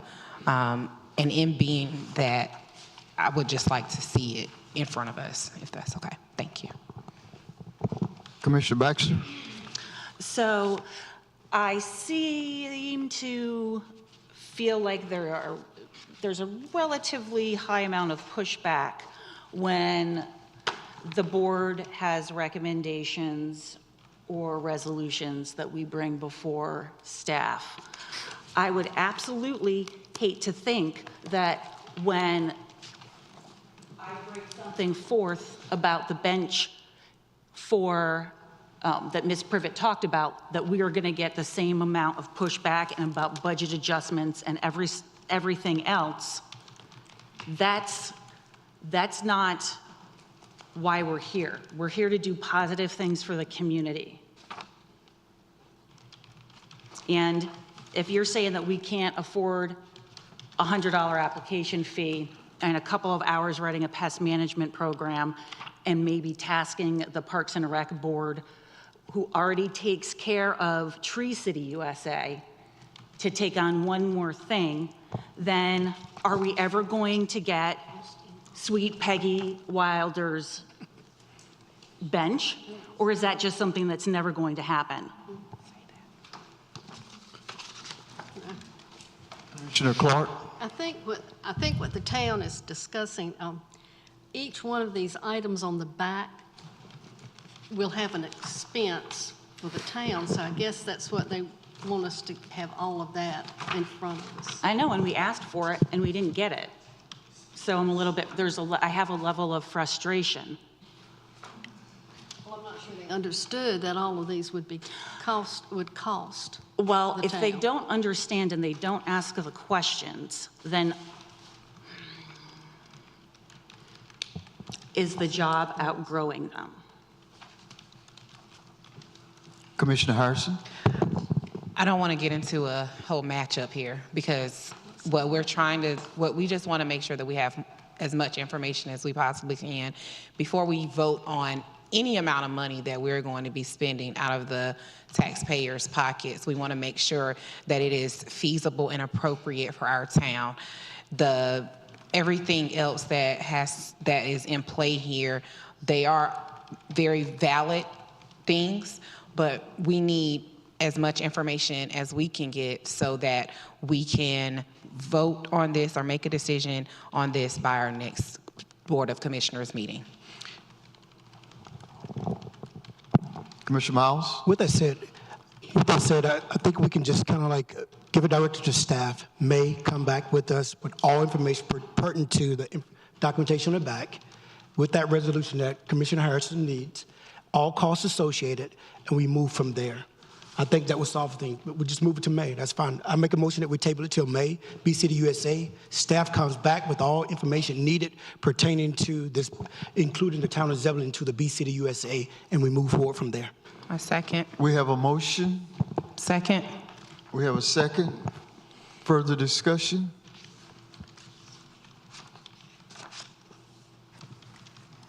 Comments? I'm hoping that staff comes back to us. If they have any questions, they can absolutely contact the Xerces Society, one of the towns that are listed, one of the B City Campus USAs, or they can contact me and I would be happy to assist. Any other questions, comments? We have a roll vote on the motion. Commissioner Baxter?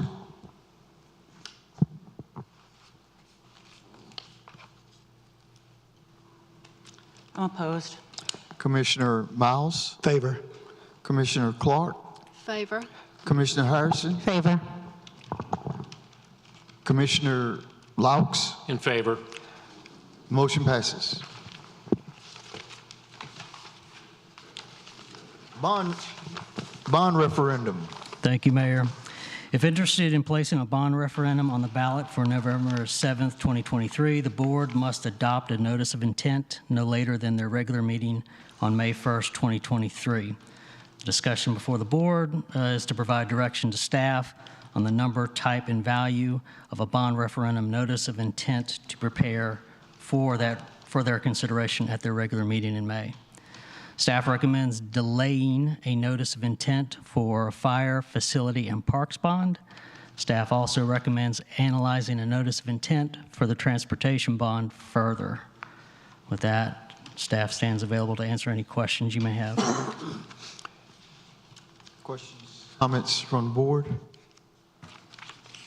Is the North Arundel widening project, has this number for the transportation bond taken into consideration the fact of the construction start date being FY25 and what the material costs might look like by then? That will be one of the considerations. The other consideration it's mentioned in your staff report is we need to have a further discussion with Capital Area Metropolitan Planning Organization on how much they will fund towards this project. We have a bottom line number, but given that this project has grown, we don't know how much or if they've got the potential to add the extra amount. The other thing we'll want to investigate is the potential to get earmark funding through Congress as well. So for the reason you mentioned, as well as the two others that I mentioned, those will be things that we take into consideration if you are interested in having a notice of intent for a transportation bond further analyzed and brought before you for consideration at your May meeting.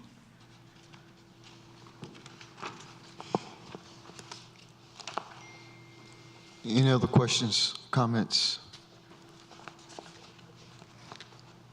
Discussion?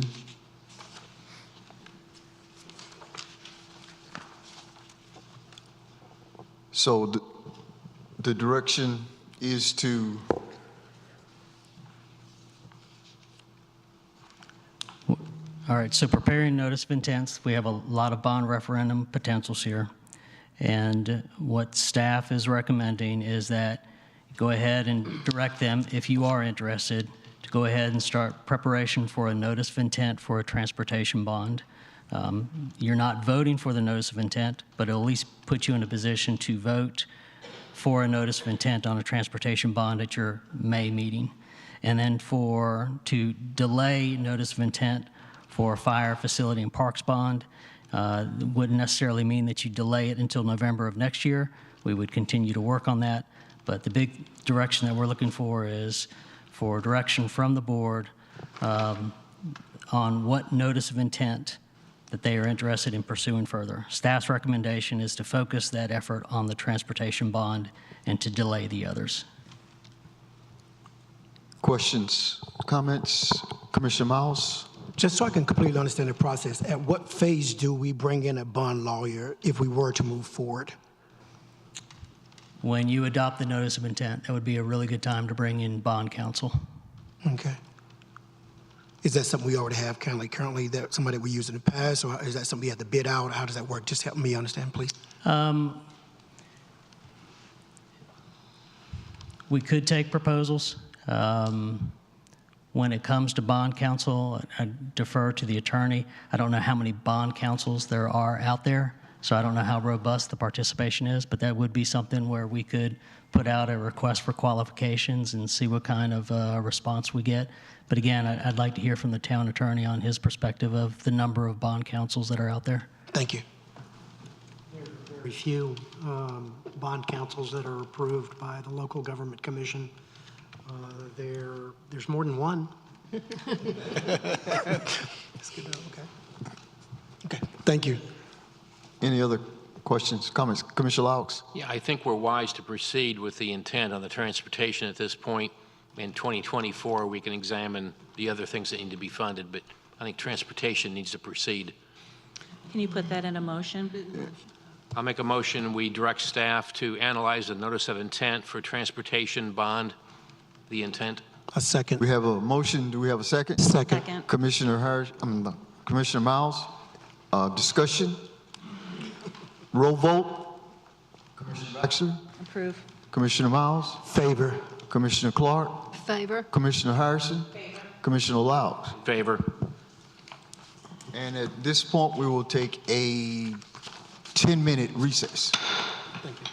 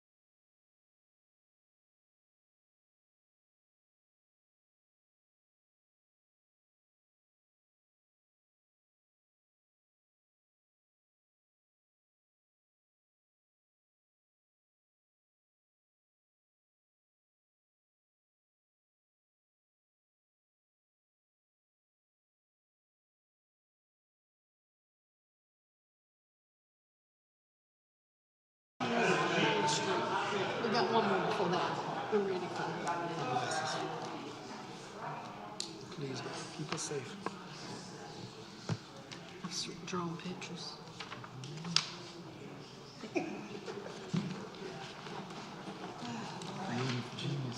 Yeah, I'm eating. That's a coffee cup right there. Your It's charger. smoke coming out. Who would charge me? iPhone. You stay, your phone by like mine stay dead. Thank you. Just find out is it going to bother you? It reaches when you're going to bother you. You automatically take a 2020 pay cut when you opt out of insurance. So to me, it's absurd. You take the insurance or you get the amount of money, it's your call. And I couldn't yet had anybody explain to me where the hell that rule came from. If there's one in there, sure, help so. I think I put actually stuff in there the other day. Thank you.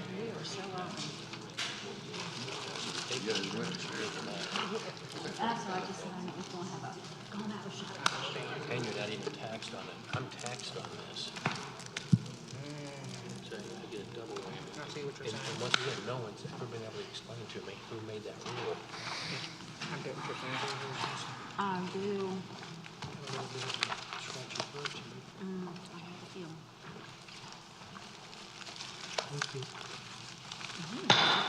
Reconvene. Board compensation.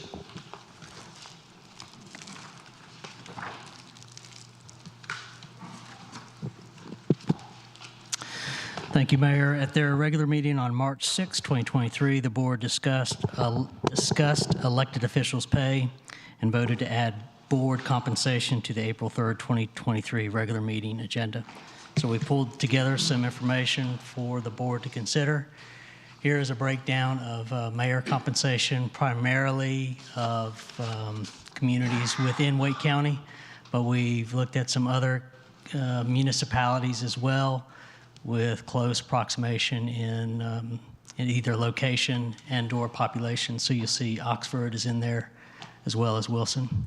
So let me explain how this chart works. So the municipalities are ranked on the left, and they are ranked by the compensation for, in this case, the mayor's position. And then if you look at the right hand of the column, it takes a look at their population, and shows what their population ranking is. So as an example, the city of Raleigh has the highest compensation for the mayor and also has the highest population ranking of all the municipalities in this sample. City of Wilson has the second highest compensation, but is the fifth most populous at 47, a little over 47,000. So if you scan down to number 8, that's the town of Zebulon as far as compensation. So it ranks 8th in compensation and 13th in population.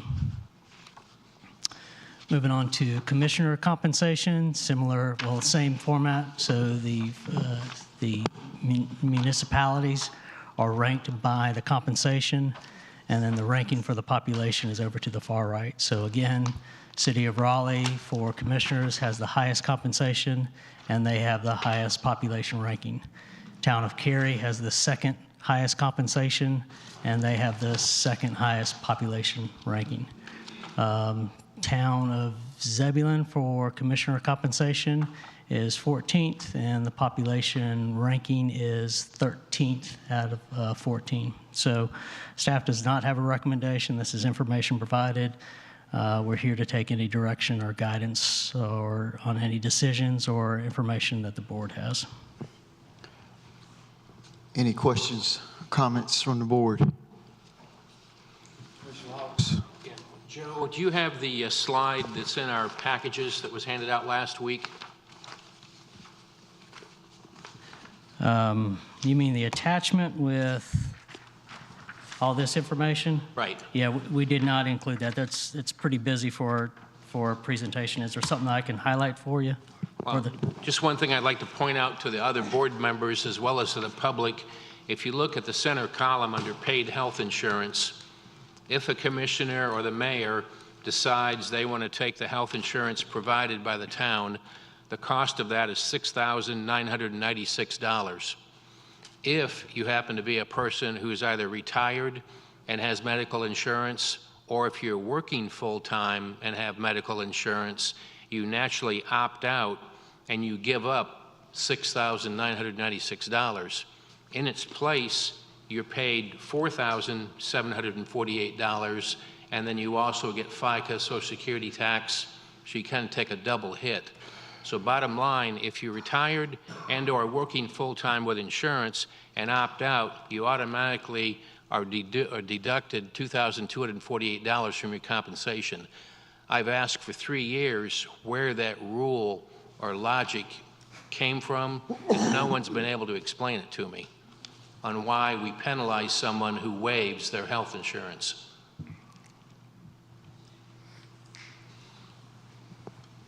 And, you know, in the spirit of transparency, I waive my health insurance, so I am taking an over $2,000 hit, where you guys are making $2,000 more than me in compensation through a fringe benefit.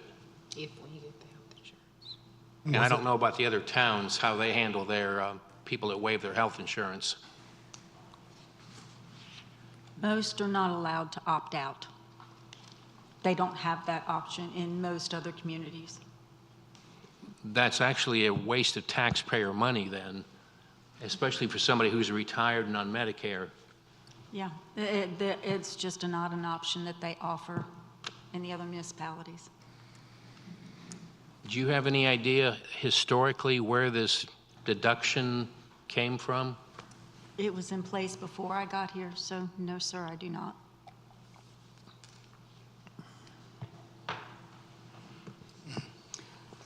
Commissioner Baxter? I believe with how much time we spend doing what we're doing, putting a little bit more in the budget is not outside the realm of what is feasible for the town. But I do think that if whatever number we come to, if you opt out, you don't get penalized. I think that's ridiculous that Larry's getting penalized because he has brought his own insurance to the table.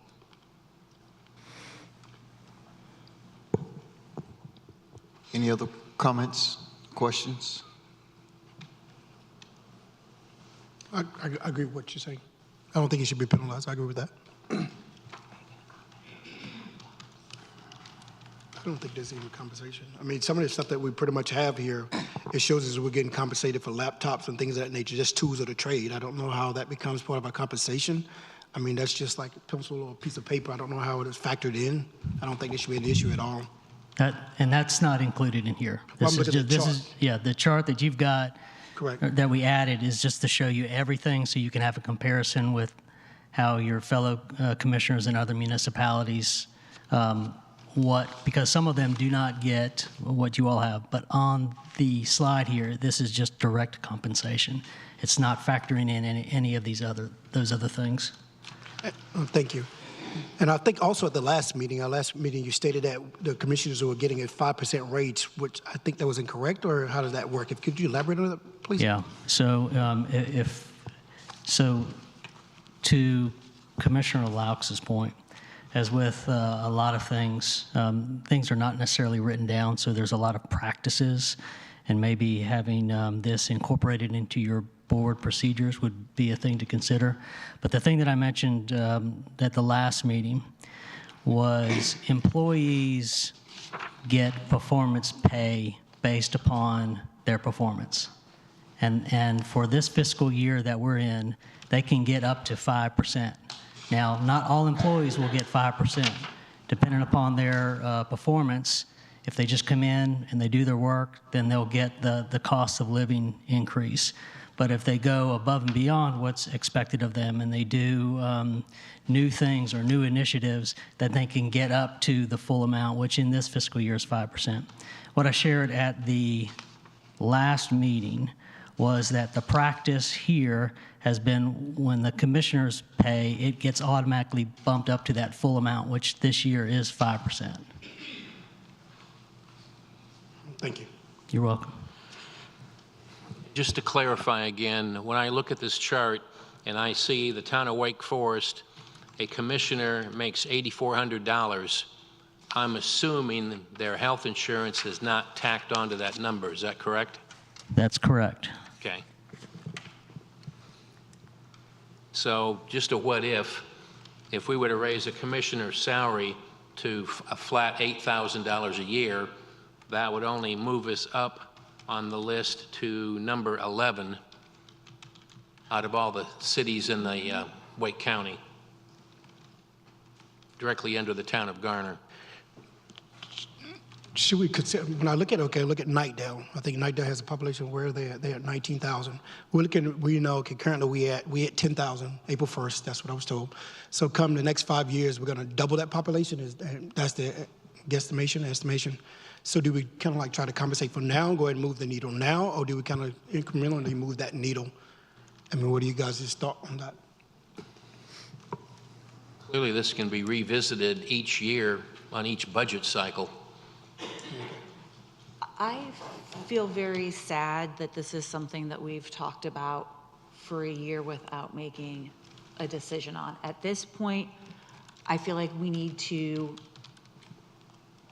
at our work session, decide what we're going to do and instruct staff to build it into the budget. Otherwise, all we're going to do is bring it up every month. And I think that we are mostly in agreement that we need to move the needle a little bit. I agree with that. We've been talking about it since last May. I know that for sure because it was supposed to have been discussed when we passed last year's budget. So we have been talking about it almost a year now.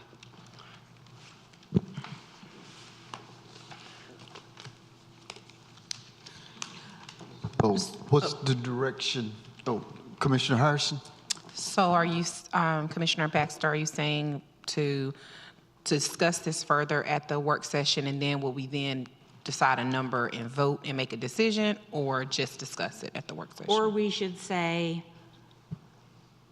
we're going to direct staff to say that our compensation is going to be $10,000, and then when we have the presentation on it, we can discuss and vote on it.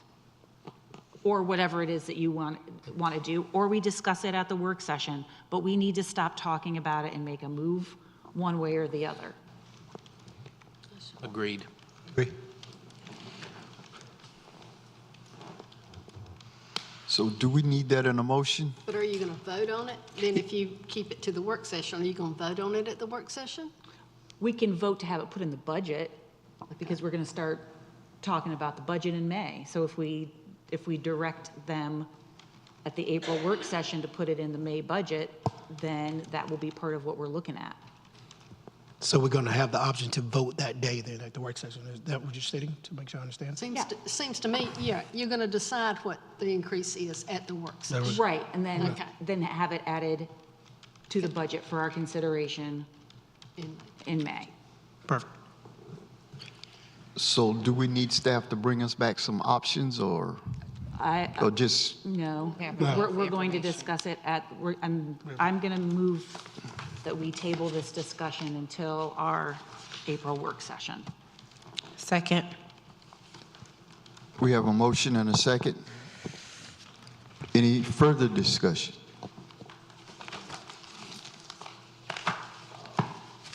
All in favor? Motion passed. Next, Main Street Advisory Board appointments.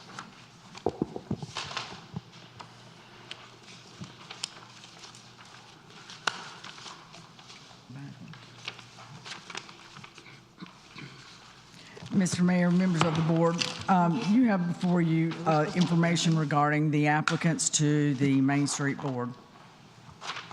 Got that. Oh, okay.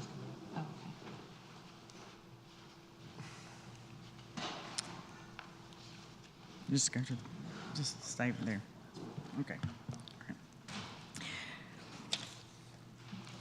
At the March 23rd retreat, the town board at that time decided to select 7 members to the Zebulon Main Street Board at tonight's meeting. I wanted to let you know, and I think I forwarded you the information that Mr. Danfee has withdrawn from the selection process. Instead of 11, we now have 10 applicants. And it was to be decided tonight by ballot. The clerk now has before you information in those ballots that are presented to you. I have contacted the applicants, and they have agreed that they are willing, as they move through the process in establishing the bylaws, that if needed, they would be willing to adjust an appointment from a 3-year term to possibly a 2 or a 1-year term, so that we could develop those staggered terms. However, at this time, until we actually had the board in place, they were not able to select whether it's 1 year or 2 years or 3, but they are all willing to work with the town board as needed to make sure those appointments are staggered. Mayor, let me just clarify. While the board did talk about 7, the motion itself was to table the discussion. The board clearly can appoint 7 if they want, but all the state is expecting is a minimum of 5. Any discussion? I just have a discussion. One part, did we talk to any of the potential members about if they're on a board currently, that if they would be willing to resign from that current position, and if they were selected here to be part of this Main Street? Did we discuss that at all? No, we did not discuss that. Before, is that something we can kind of, as a board mandate, if somebody from that's currently on a board, they get selected, that they resign, potentially resign from that so they can give this the true attention that it needs and not divide? Because I know we have a series of people up there that are already on the board. Just want to make sure they can give this the need and attention that it needs. Commissioner Clark? I don't think people should have to resign from another board if they're on this. This is a nonprofit, and it's not real. I mean, it is part of Zebulon, but it's also a nonprofit. So, I think if they're a member of a board and they even know more about Zebulon and can even be more helpful on this board. Commissioner Harris? Sorry. Thank you. Okay, go ahead. I feel like when we are asking citizens to remove themselves from one board to work on another board, it's kind of, for me, I'll speak for myself, I would be being a hypocrite because I serve on our board, and I'm also a member of a few other boards in which I serve on those boards in a way that I hope is honorable. But I think that, when we talk about that, the fact that this is an important situation and we want them to be focused on it, I don't believe that they are any less focused on this board, especially if they're applying to be on it, than they would be if they weren't on another board. Commissioner Miles? When I say that, I think about like this. We have a series of people here, and I think we need the opportunity now, where we at currently in Zebulon as we're growing, that we give a different opportunity for different voices. It's not to take they say they can't focus on a lot of different things, different boards. I'm sure they all can. I belong myself, once again, truth, transparency, a series of boards. But I want it where we make sure we have a different variety of voices, not just where we have the same voices being heard from your planning board, from your board of adjustments to, any other board. I think we have enough citizens in Zebulon, as I stated, 10,000. We can find 7 that are not on the board that currently can do, and give a voice for all the people. It goes back to the philosophy for me, unity through community, we the people, not just a series of the same people on the board. So that's my thought process. And I agree with that, Commissioner Miles. However, these are applicants that apply to be on the board. And so as we look at all of the citizens and the voices from our community, we put the application out. We sought out people to apply, and maybe as we grow, we'll begin to see a larger pool of applicants to be on the boards that we are putting before them.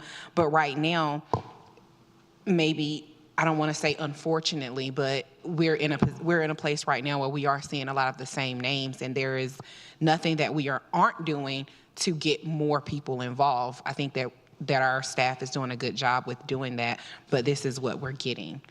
So, Mr. Baxter? I think that we should move forward with 7, a board of 7, because if life gets in the way, then if a couple drop off, it'll give still a 5-member board that can go out and recruit. And after that, guys, I think that we just need to vote our hearts, whatever our hearts happen to be with, you know, how we want to proceed. I don't think that we should ask anyone to step off of a board just because we think that we want them to focus their attention solely on this board. Yeah, I agree. I mean, I know it's something that we had discussed amongst ourselves, Right. so that's why I'm bringing it to attention in the public forum. True transparency is something we had discussed before at our work session as well. So I just want to make sure that we brought that issue back up today and kind of go from there. And Yeah, and we were just appointing 7 to an executive board. I certainly hope there's another 40 or 50 that join this 7. Commissioner Harrison. I just want to say, because we have made this decision in the past, and we have asked people to step down from boards in order to be on other boards. As I have looked at this, it has helped me to understand the full scope of appointing an advisory board. And so for the people that we have asked to step down, I think after more details and understanding the assignment at hand, it gives me a better understanding of what it means and what then the effects for that person to step down. And if they feel like they can do it, then I just want to make sure that we are supporting our citizens. I agree with that. Like I said, for me, it was just make sure, I think, and discuss with each and every one of you prior to, I think it was just to make sure we gave everybody a chance, other people a chance. So are we Commissioner Baxter? voting then on 7? Yeah? Okay. Any other? Comments? The process? Any other questions, comments from the board? Yes, explain the process. So what we'll do is we have, the board's asked for ballots. I've given everyone ballots. Please put your name at the top and make sure you sign it. You'll choose 7. What we'll do is I'll collect them and then read them off, and then we'll keep doing the process until we end up with a majority of 7 on the list. Okay.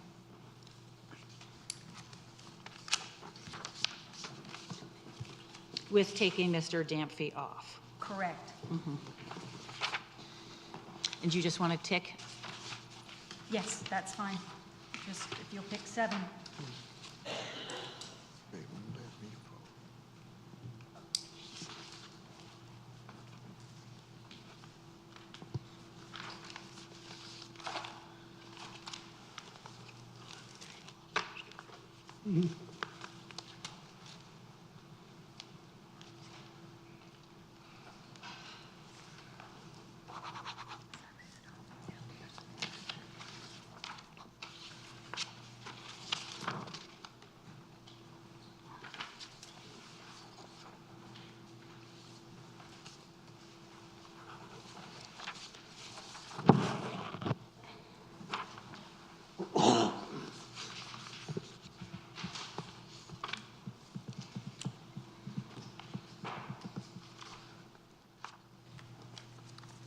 Commissioner Laux has voted for Michael Creator, if I'm pronouncing that correctly, Crystal Flowers, Narcissa Johnson, Anthony Perello,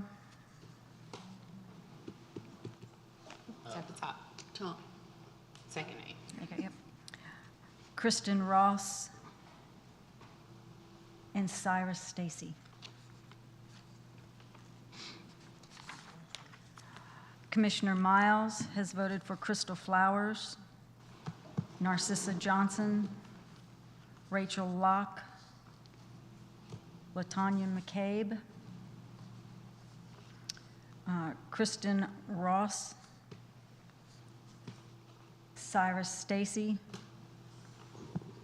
and Quinton Taylor.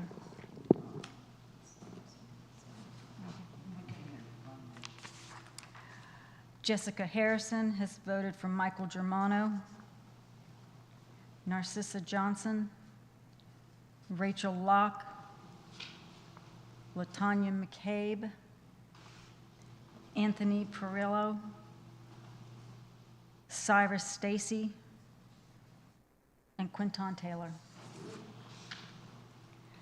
Beverly Clark has voted for Michael Germano, Narcissa Johnson, Rachel Locke, Latanya McCabe, Anthony Perillo, Cyrus Stacy, and Quinton Taylor.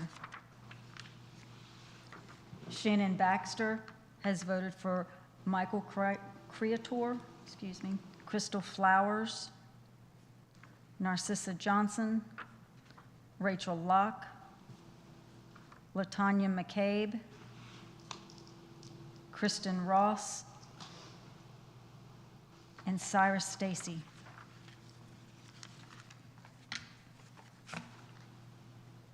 So it looks like we have Narcissa Johnson has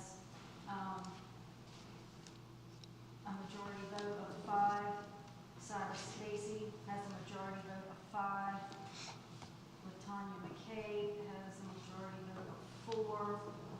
Rachel Locke has a majority vote of 4. And then we have 1, 2. So we will have to do a second vote because we have Anthony Perillo, Crystal Flowers, Quinton Taylor, and Kristen Ross all have a majority vote of 3, which would put us at 8 members.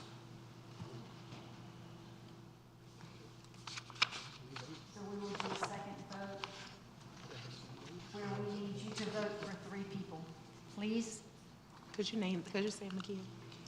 The ones that were. The 3, I could. Before the tied. Yeah. Okay, the ties were Anthony Perillo, Crystal Flowers, Quinton Taylor, and Kristen Ross. You don't have to vote for those 3, but you have to vote, you don't have to vote for them, but you have to vote for 3 people in this vote.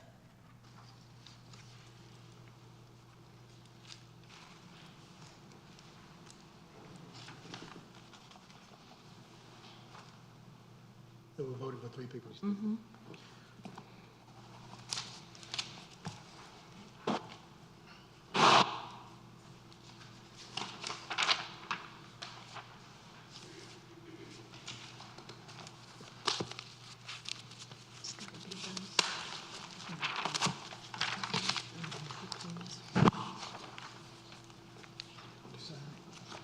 Oh, I need to sign it. Oh, my bad.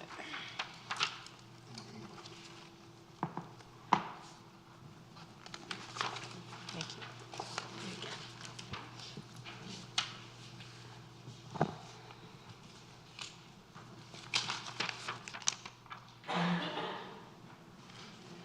Oh, sorry about that.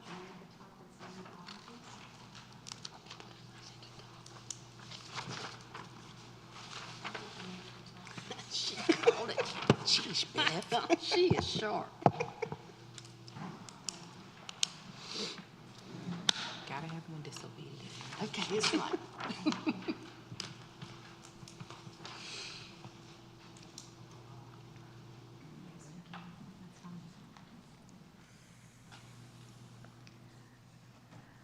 Beverly Wall Clark, Rachel Locke,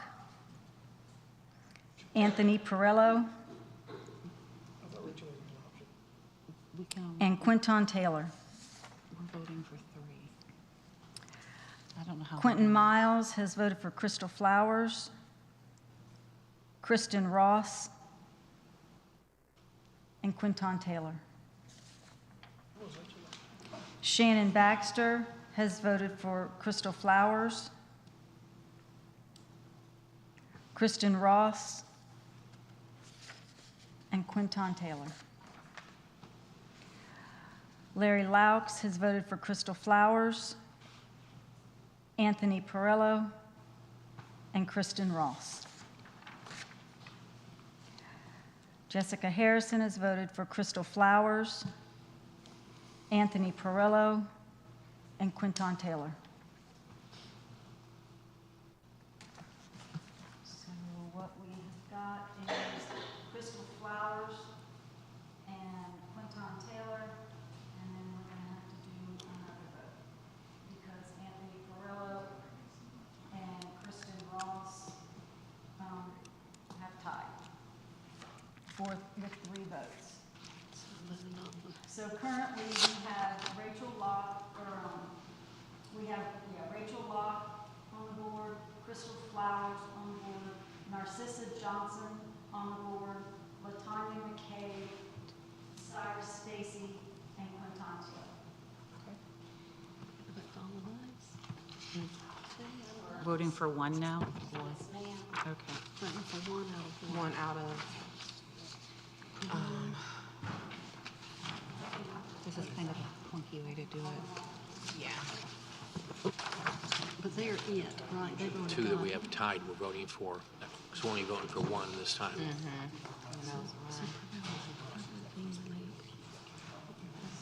All right, so just to be clear, those that are already elected or appointed to this board, are Rachel Locke, Crystal Flowers, Narcissa Johnson, Latanya McCabe, Cyrus Stacy, and Quinton Taylor.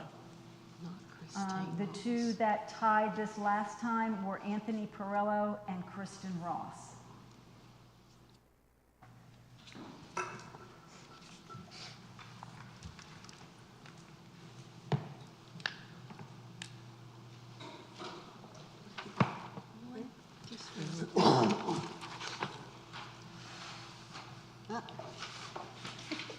I'm in trouble.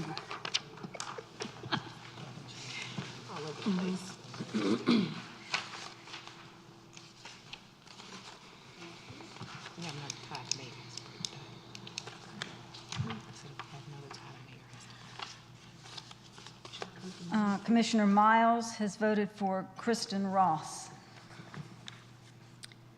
Shannon Baxter, Kristen Ross. Larry Laux, Kristen Ross. Jessica Harrison, Anthony Perillo. Beverly Clark, Anthony Perillo. Kristen Ross has the majority votes. Those appointed should be Rachel Locke, Crystal Flowers, Narcissa Johnson, Latanya McCabe, Cyrus Stacy, Quinton Taylor, and Kristen Ross. Thank you. Thank you.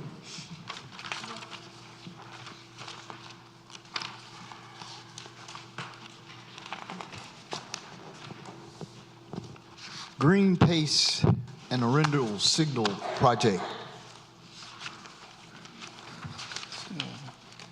New business. Mr. Ray? Yes, sir. Good evening, Mr. Mayor, members of the board. Tonight, I come in front of you with hopefully what you consider as some good news. Tonight, I come before you asking that you approve budget amendment ordinance to fund the Green Pace and Arundel and roadway and signal improvements at the intersection of Green Pace and Arundel, obviously, and also award the contract to Fred Smith Company as the lowest responsible bidder. A little project background. This project was advertised in the N&O on January 29th and February 5th, the Sunday edition. We also advertised in the K-PASA minority newspaper on February 1st and February 7th. This project was also advertised on the town's website, and we also did direct mail to 16 NCDOT approved contractors on our bid list. A pre-bid meeting was held on February 9th at our Public Works facility, which 8 bidders attended. We had bid opening on March 2nd. We had 3 bidders attend at the Public Works office. The bidders were Smith, Nairn, and State. The lowest responsible bidder was Fred Smith. I'm happy to say the project is within budget estimates as shared with council at our mini retreat. If the project is awarded tonight, give a little foreshadowing where we're going the next several days. 30 days will probably take to execute the contract, perform and collect performance and payment bonds and insurance. with the goal of hopefully having a notice to proceed on May 8th. The construction time frame is 150 days, putting substantial completion in mid-September, assuming no weather delays. Your packet includes a bid tabulation, a detailed bid tabulation, and some MBE information that was submitted by the contractor. Therefore, tonight I'm coming for you to request approval of budget ordinance 2023-35 for $1.4 million. Secondly, I'm asking you to award the bid for the North Arundel Green Pace roadway and signal project at $1,131,311 to Fred Smith Company as the lowest responsible bidder. I'll be glad to answer any questions you may have. Questions, comments from the board?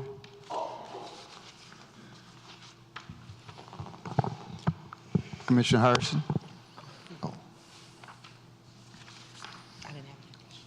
Commissioner Laux? Commissioner Clark? No questions. Commissioner Miles? Just one quick question for me. Is there, with Fred Smith, do they use our local sub out when they sub it out this? Will they be utilizing anybody in the area here? The contractors that Fred Smith has notified me, there could be other ones, but the 4 major ones were included in your packet. They were Austin Trucking out of Clayton, Fulcher Electric out of Fayetteville, Final Grade out of Selma, and Road Safe out of Apex. That's the 4 large contractors that they shared with me that they'll be working on this job in conjunction with them. Clearly, there could be other smaller contractors, but recall since this project is on NCDOT roadways, they all have to be pre-qualified as a bidder or a subcontractor to work on this job. Thank you. Yes, sir. Commissioner Baxter? I'd like to move to approve ordinance 2023-35. We have a motion. Do we have a second? Second. Thank you, Commissioner Laux. Discussion?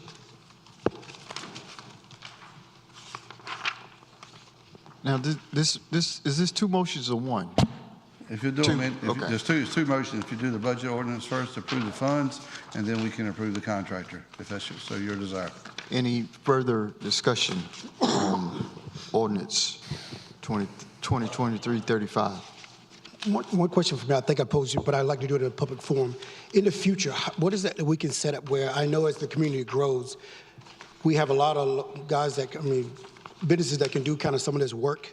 What is it that we can implement, in your opinion, professional opinion, where we can kind of solicit some of the local vendors here, where they may not be able to get what Fred Smith can do, but they can kind of like get in Fred Smith's database or whatever it may be? Mm-hmm. Is that something we can do? Yeah, we would encourage any bidder that's interested in municipal work, especially NCDOT work, is to go to NCDOT's website.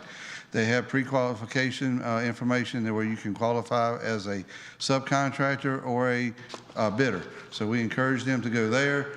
They clearly, if they need some help, be glad to reach out to me. I'll be glad to point them in the direction. But NCDOT has an application process where you can get on their list, and thus you would be eligible to work on any NCDOT project or any DOT project roadway.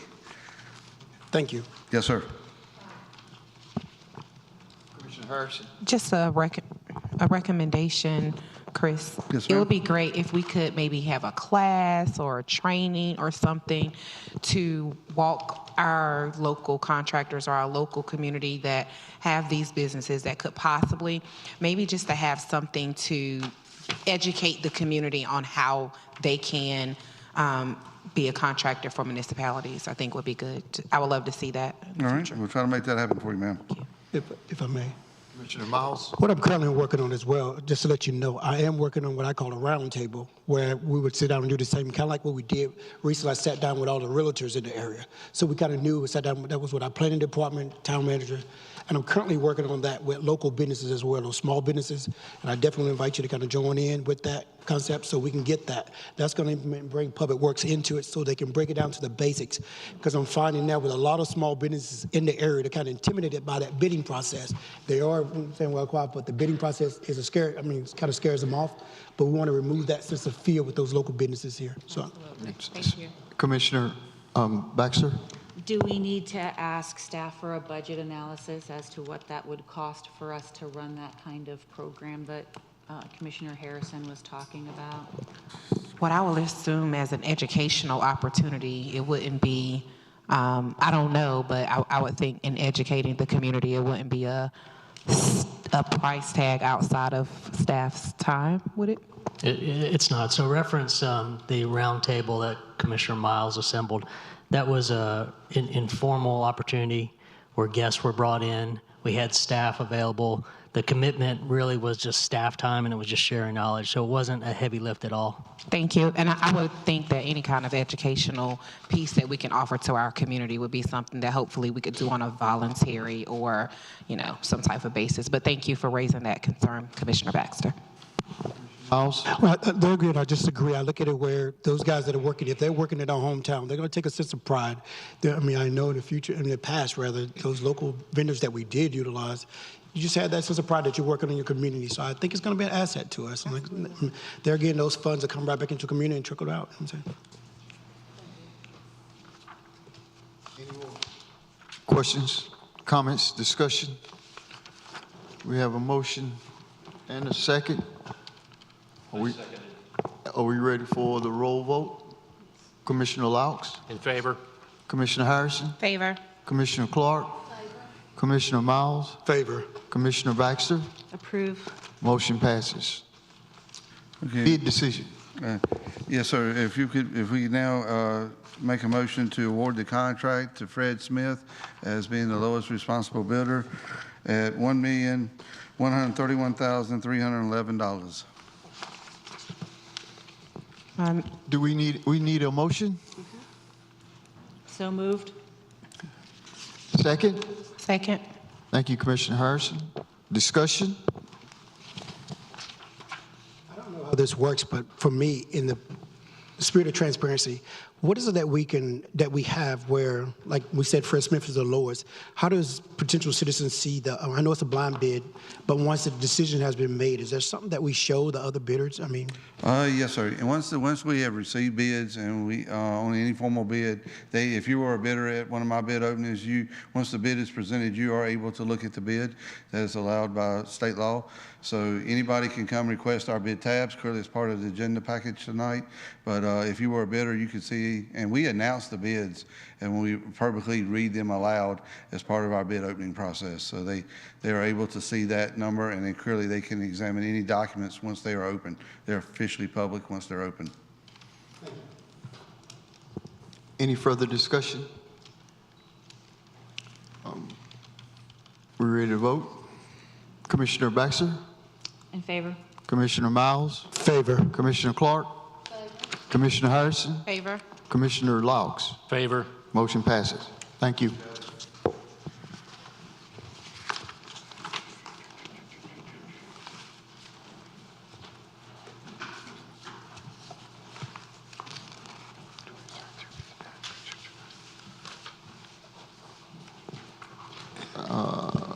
Ordinance 2023-33. Commissioner Miles? Thank you. I'm a firm believer in the community having as many opportunities to work with the town as possible. As I always say, unity through community. An ability for businesses to partner with the town for events seems on surface like an ideal way to build relationships in the town. Of the biggest concerns, optics of favoritism, potential room for improprieties, potential loss of revenue from private sponsor events, and as one citizen put it, the town becomes the billboard. If you don't mind, can you briefly walk through the sponsorship process to our future sponsors? Absolutely. So there is for anything that we do sponsorships for, there is information regarding what the sponsorship package is. There's an application that is filled out by the interested party, and then with that application, payment is submitted. So that's the process, if that's what you're asking. Can there be a clear way to follow to the compensation package on the website? Because like I said, I was able to get it to call Parks and Rec for more details, and I feel like those details should be available to anyone without having to call. Yeah, so there's not, the reason why there wasn't anything there is because we don't have open, like an open process now. We've closed it out because we're moving forward with our spring athletics and as well as our spring events. And so that's why you didn't see something there now. If you want me to go add something that has already passed, I'm happy to do that. So we don't have a rubric that says if you're advertising at this level, you get something in X font on the website and on any t-shirts at this size font. How is that determined? No, typically that's done just by design. We don't have that. I've not seen that in municipal sponsorships. It's something I'm happy to look into as far as ratio of size of logos for different things. I'm happy to look at that. So if Wake Med gave us $50,000 and I gave you $5, I could potentially be recognized at the same level? No, not necessarily. I'd like to see then something that's a little bit more clearer so that folks know. Yeah, so the sponsorship package included different levels of recognition, not necessarily different logo sizes. Like I said, we pulled, well, I guess I didn't say this specifically, but I did say that I've not seen that in other municipal sponsorship packages that I've looked at. However, there are other benefits that you get for different levels that you spend. It's not, we didn't necessarily base it off of the ratio size of a logo, but I am happy to look into that moving forward. I'd just like there to be tiers. Everybody does everything in tiers. If you want to get a VIP ticket, you pay $25. If you want to get a VIP platinum ticket, you pay $55. That would let everyone know where their advertising dollars are going exactly. And I think that we need something like that. We did that, but I'm happy to dive into it a little bit more and provide additional detail and guidance for that. I also think that it's important to note that typically these types of processes are handled in coordination with a communications team, and that's something that our town is currently working towards. So I'm really excited that the town is moving in that direction, because I do think that having that guidance would definitely help us to be more comprehensive as we proceed with any type of sponsorship type package and program that takes into consideration promotion of town events and those relationships with businesses and organizations. I would certainly like to see the town of Zebulon, where it's printed on any kind of material. If it is an event with the town, then that needs to be in the biggest font. Absolutely. And then whoever is sponsoring needs to be in a smaller font, so that there is a clear delineation between whose event this actually belongs to. Understood. Okay. Commissioner Miles? I'm just going to piggyback real fast off that. Is there a rationale for even putting it on a T-shirt? Is that something, can you help me understand that a little bit? Just a rationale, just putting it on a T-shirt. Yeah, it's pretty standard in the industry. Not all events necessarily do that, but there are a lot of events where that's something. Typically, you promote your events with providing T-shirts to staff, sponsors, volunteers. So that's an expense that you're starting to already incur, and that you also, it's a benefit that you can add to it. Like I said, that is standard. I've experienced that in other organizations that I've coordinated with, as well as that I've worked with. So it's not out of the ordinary. If in the future that's something that we want to exclude, like I said, I'm happy to look at that. I have a series of more questions. Go ahead. Some questions from a citizen. I'm going to read it just directly. Is what is stopping an unsavory organization, thinking about a hate group, who might not get approval for their own event from donating and sponsoring an existing town event, and now the town has to advertise for this unsavory group?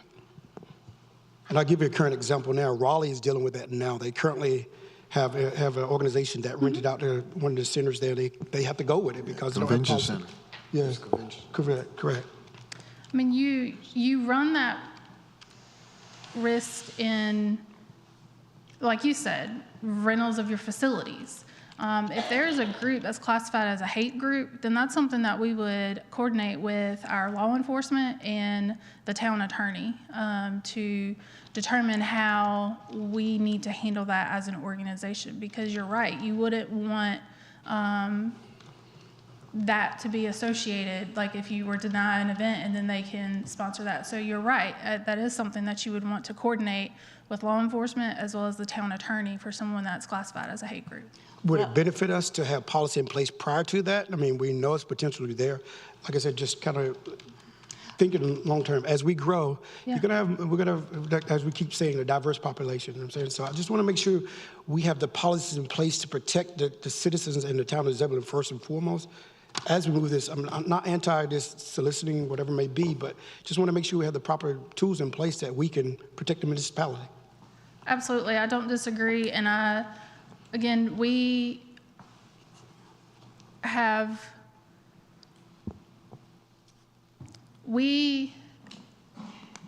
trying to put together the best words. So we as a department and as an organization have been working to update processes and policies to be consistent with the community that we are today. This is a situation that we've been operating with the same processes for a long time, and obviously it is time that we review that. And so I don't disagree with you that we can take a look and investigate it further. Continue to look at best practices and work with our colleagues in this industry, and to try and work with the attorney's office and any others that we could develop a more comprehensive approach to this in the future. Can we tie it to our strategic plan in some way? Because I would really hate the name of a hate group who has decided to sponsor our Little League have their name on a 4-year-old's T-ball T-shirt. Absolutely. Because it would look like the town supports it. Commissioner Laux? 2 quick comments. I applaud you for getting sponsorships. That's part of the public-private involvement with government. And number 2, when we do a budget revision like this, to recognize the money, in the spirit of transparency and recognition, I would like to know where that $11,000 came from, if it came from 2 people or 15 organizations, et cetera. Absolutely, not a problem. We've followed the same processes that we've been using for years, so we're happy to make that adjustment in the future as we come forward. It would allow us to also thank them personally, too. Yeah, absolutely. Questions, comments? I'm going to read it. I'd like to do the last 2 from the citizens. Questions real fast, if I could, please. Okay.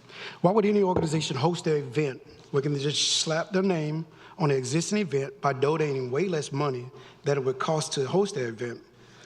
Second question that is, the town would ultimately lose money. Is that correct?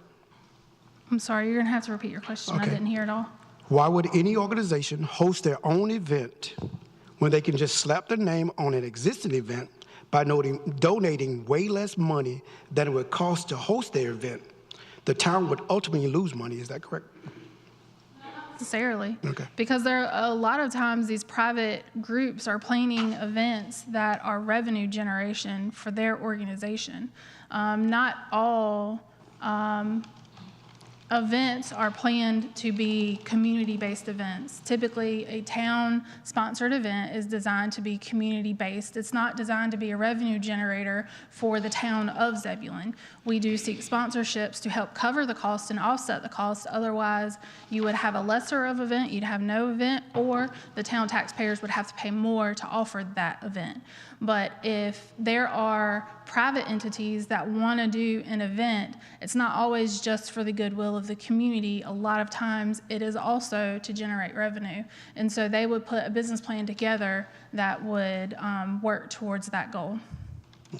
And the last question from a citizen is, what is stopping a political candidate from throwing their money to the town to sponsor the town event and then let the town do their advertisement?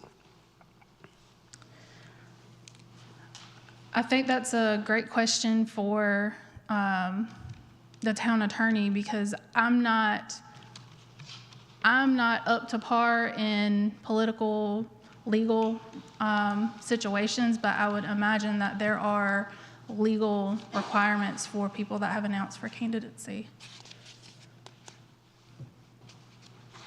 If I understand your question correctly, you're asking about political exposure from a donation for a community event. Is that what it is? Correct. Say if I was running again, I wanted to the town to push my agenda.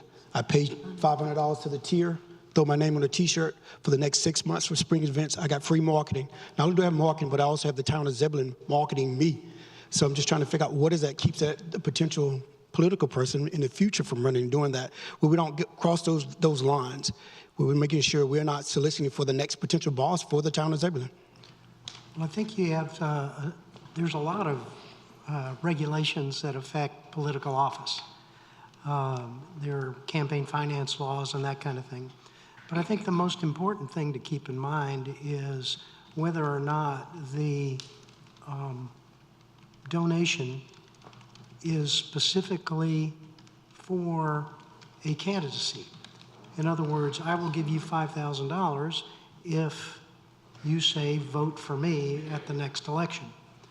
A general type of benefit from a private donation to a community event is not the same thing as buying a political endorsement from the town. So those two things, I think, are very different.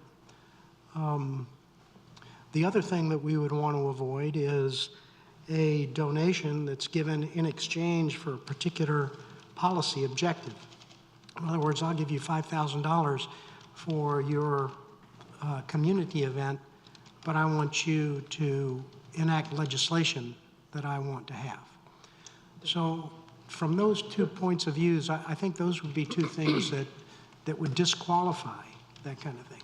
But a general contribution to a community event from a corporate citizen or an individual citizen in the town, as long as it's not tied directly to specific legislation or a particular political campaign, I don't think there's anything wrong with that. In fact, frankly, I think it's really good that we get community contributions, we get private contributions to community events. That's just me personally. Did that address your question, Commissioner? Kind of, sort of. I just want to make sure, so coming this year when we have potential election coming up, a potential citizen can come up and say, okay, Park and Rec, here's $500. They can get their name put on. The spring event's already done.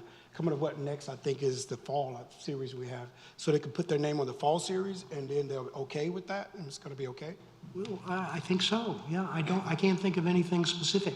Now, in this, let's also keep in mind that there is distinctions between an individual who's running for office and a corporation that might be given a gift.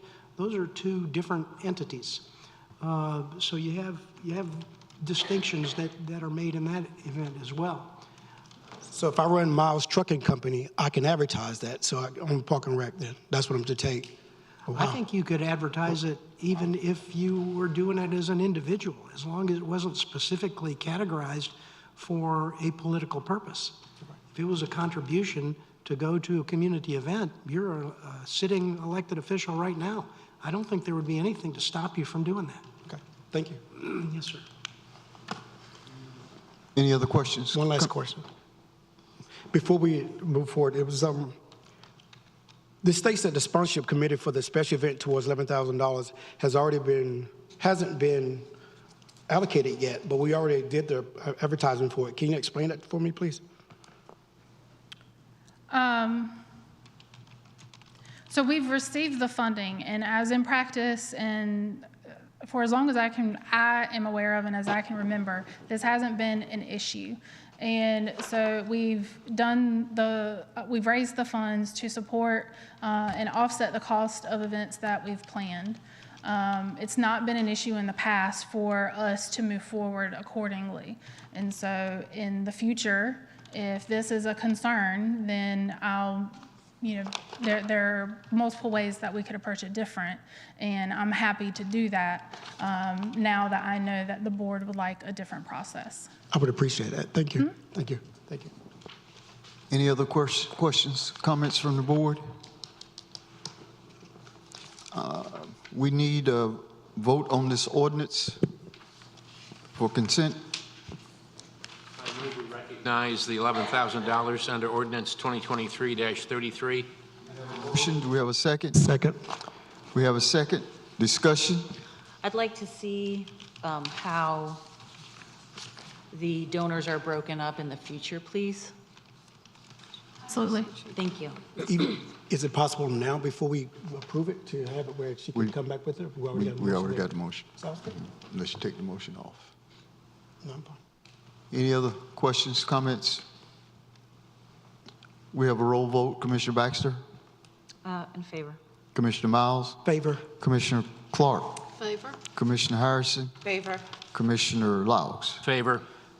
Thank you. Motion passes. Next is ordinance 2023-34. Commissioner Miles?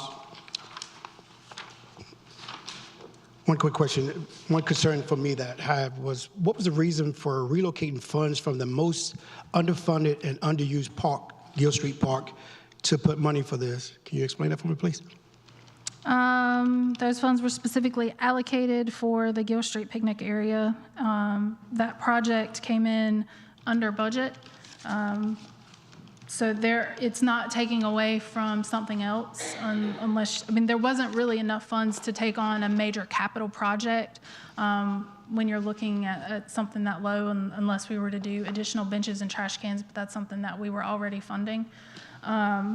What that park needs most is a new playground, and the remaining funds in the Gill Street picnic area would not cover the cost of a playground. It also needs sidewalks put in, but it was, off the top of my head, I want to say there was maybe $3,000 left there. And we felt that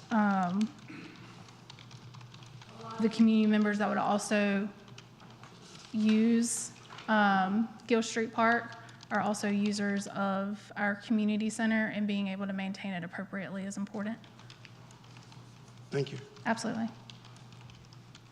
Any other questions, comments before we vote? Is there a motion? I make a motion to adopt ordinance 2023-34. We have a motion. Do we have a second? Second. Thank you, Commissioner Miles. Discussion? I'd just like to point out that the community center decided that they wanted a scrubber, and so they found the funds for it. That's not true. Oh, you don't want the scrubber?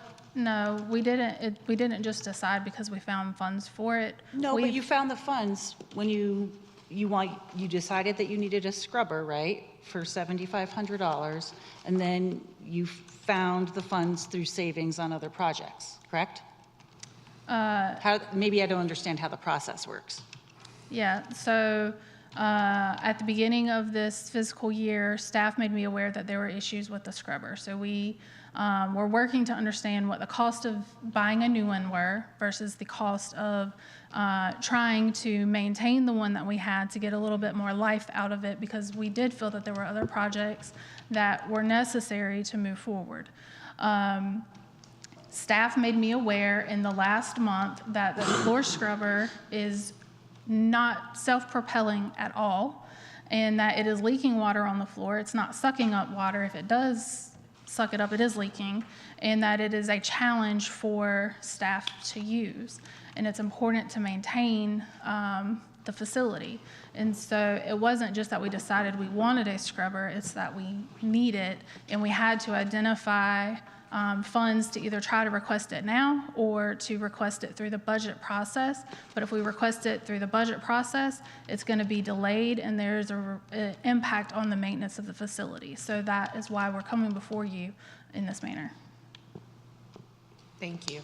Any other questions? I don't disagree that we should replace the scrubber, but I'm just saying that you needed some funds, and so you worked to make sure that you had the funds for the scrubber. Okay. Any other questions, comments? We need a motion for this ordinance. We have a motion The already on motion the table, discussion. and it's seconded. Vote. Roll vote. Commissioner Louds. In favor? Commissioner Harrison. Favor. Commissioner Clark. Favor? Commissioner Miles. Favor. Commissioner Baxter. Approve. Thank you.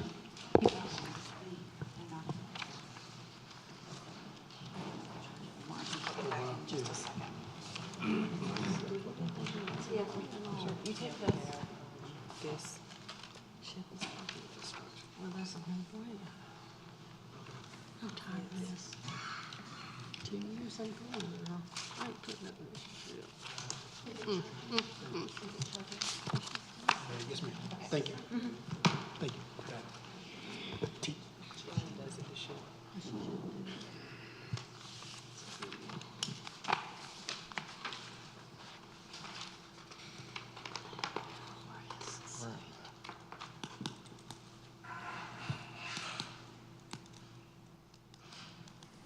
Wait, Park 2023-23.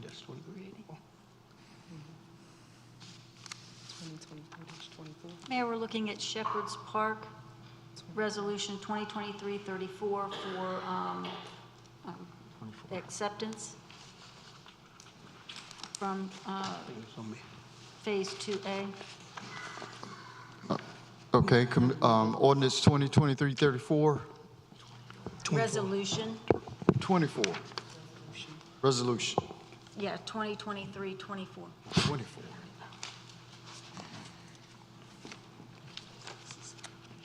Mr. Ray? Yes, sir. We stand ready to answer any questions that this board may have since they pulled it off consent, since this is a regular and routine item that's typically approved on consent. And we'd be glad to answer any questions you may have. Commissioner Miles? Quick two questions. What alternative do we have for road ownership and maintenance? I mean, like you just said, that we typically do it on the consent. What alternatives do we have? Currently, it cannot be placed on consent, could be approved for each night. With our rapid growing community, I think it is reasonable to expect that a roadway acceptance could come to you monthly or even every other month, as fast as we're growing, and the amount of subdivisions that are in place. I think the putting it on a consent, since if the board deems it regular and routine, is just an effort to save time and spend efforts on other more important issues. I think most of what I'm getting at is, could the ownership or maintenance remain the future for the future developer and future HOA? Are we able to leave that? No, sir. This one was adopted by special use permit, and special use permit, as long as they met all the requirements of the special use permit, it requires us to accept dedication and ownership of roadways and storm drainage infrastructure and stuff. There are occasions that may be coming up in the future that there are some private roads and some private alleys that we would not take on. But typically, if it is a street that is dedicated to public transportation, it is typically owned by the town or NCDOT. That's the only two entities in the state that own roadways, the towns and cities. The towns, cities, and states, excuse me, wouldn't be in the same. So developers, future developers or future HO can't keep those roads? There are time to time where situations where roadways, we have several in town now, Legacy Crest, probably a couple other ones, some portions of Dogwood are privately owned and maintained. And that's because they are not built to the town standard and we would not accept them. Thank you. Yes, sir. Any other questions, comments?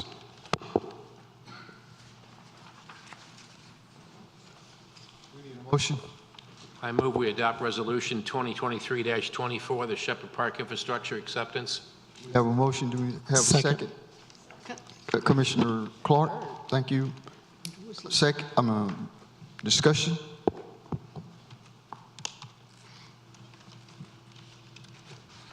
We have a vote, roll vote, starting with Commissioner Baxter. Approve? Commissioner Miles. Favor. Commissioner Clark. Favor. Commissioner Harrison. Favor. Commissioner Laux. Favor. Motion passes. Thank you. Next, Board of Commissioners branding update.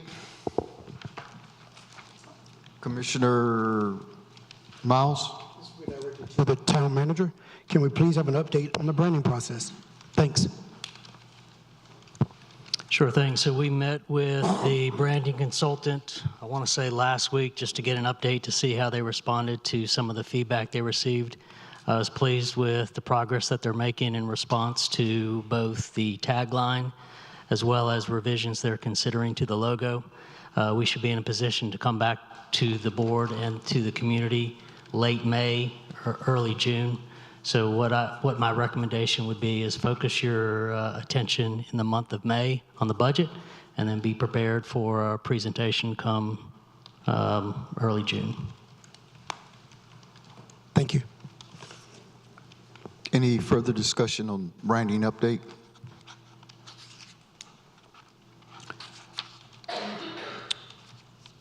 Hearing none. Personnel policy. Commissioner Miles. Just to recap, August 2022, Commissioner Baxter introduced the need to update personnel policies. At our October 27, 2022 mini retreat, the commissioners and the mayor were introduced to an HR consultant the town manager had hired, Mr. Drake Maynard. Mr. Maynard indicated he would gather information, meet and interview all town staff, and report back to us to review drafts of policies and procedures in an ongoing manner for the commissioners and mayor to provide feedback. Mayor York confirmed with Mr.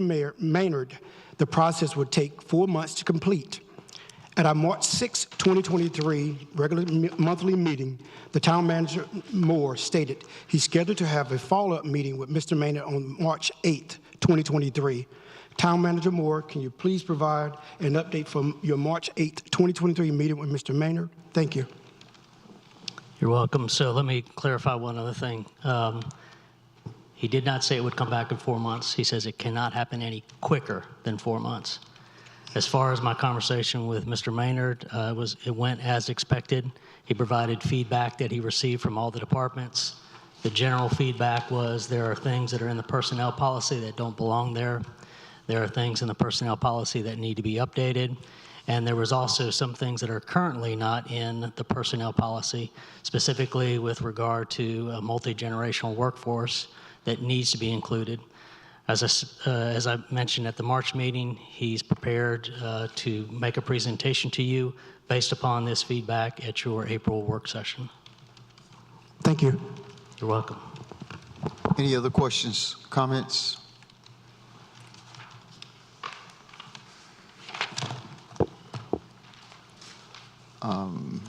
Board comments?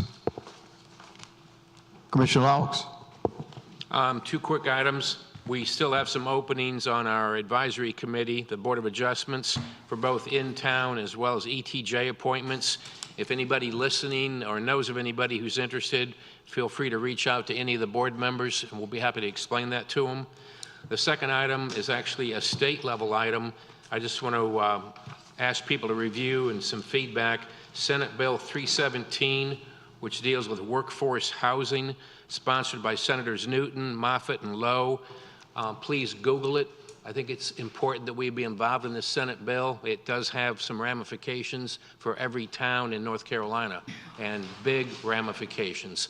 So if you'd like to know more about that, feel free to reach out to any board member. We'll be happy to explain it to you and talk to you about it. That's it. Thank you. Commissioner Harrison. Thank you to everyone that came out tonight to tonight's meeting. Wanted to make recognize during tonight's meeting, there were some questions that were asked that Joe, in his wealth of knowledge, was not quite able to answer, and it showed us how important our planning director is. We know right now that Mike is away at a national conference. I had a conversation with him last week when he told me he was going, and I said, "Are you presenting?" And he said, "No, I'm just participating."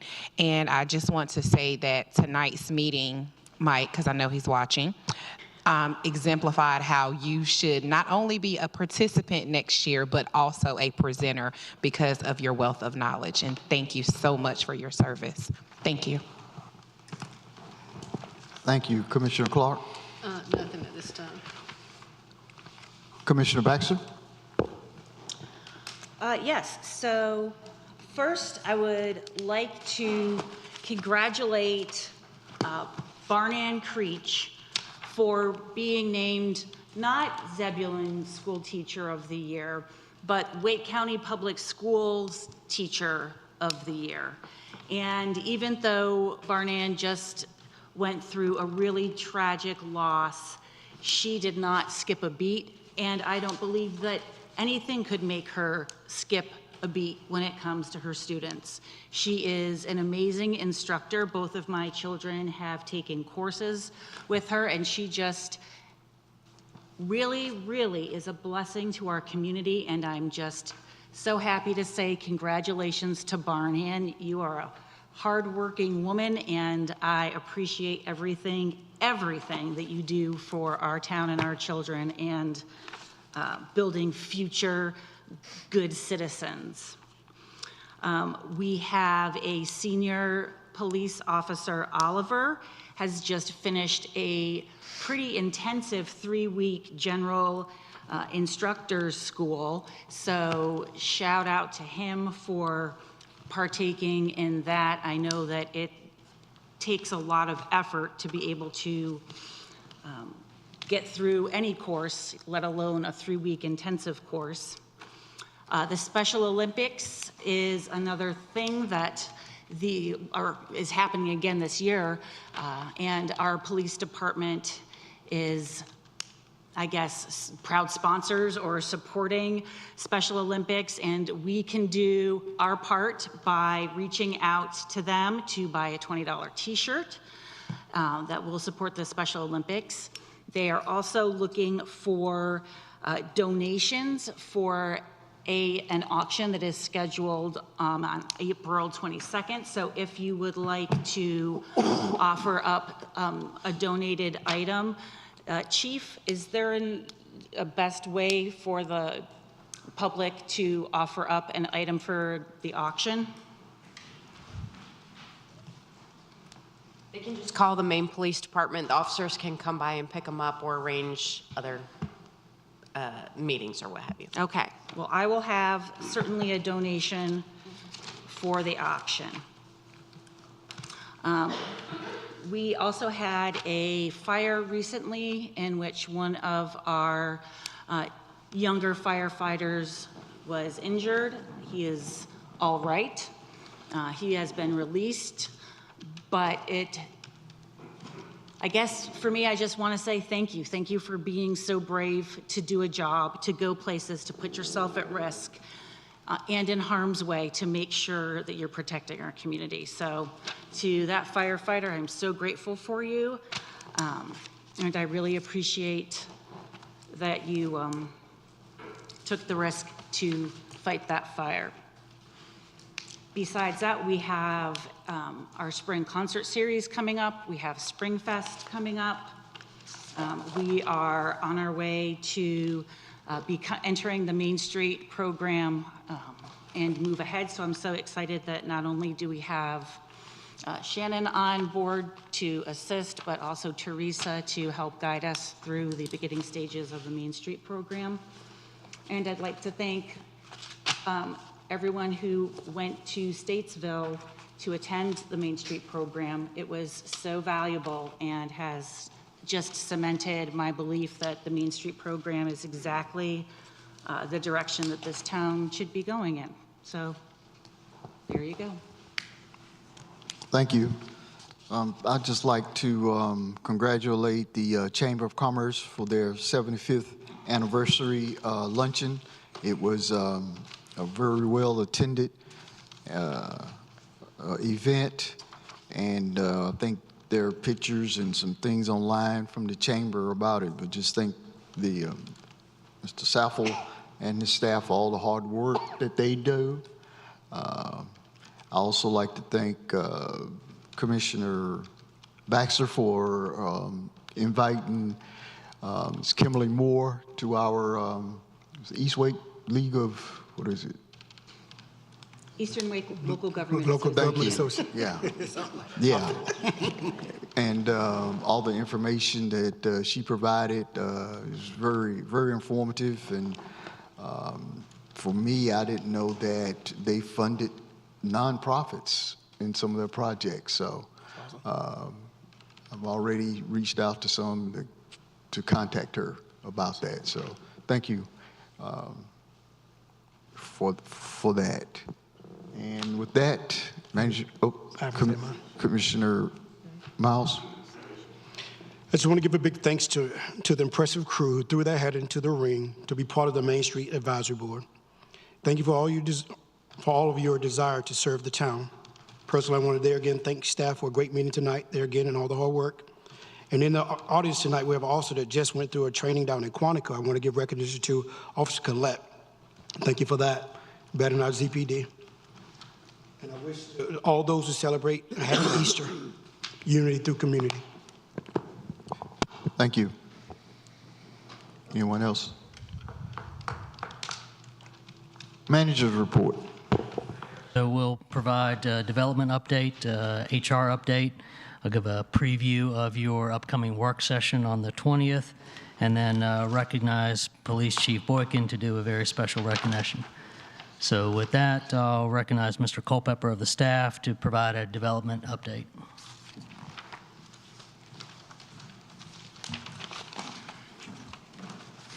Good evening. We're going to touch on a couple things. Is that slide in here? Yep, there it goes. So we currently have a utility allocation policy. We're in the process of amending that policy for a couple different reasons. It is not a UDO amendment. We want to make that clear that it's just something, it's a policy. Currently, the points are unobtainable. Going through and working with people who are going through the development process right now, we've seen that there are a lot of roadblocks preventing them from moving forward. And that is where this is kind of coming from. It's been a process with me and working with some of the other developers in the area to go through some of these amendments that you'll be seeing at your April work session. Some of those things, the main projects that we see issues with is a lot of the infill projects and the small scale commercial projects. And one of the things that we're going to be addressing is some of the category limits. A lot of the stuff that you may remember when the policy was adopted limited the max numbers on some of the things that we might want to encourage.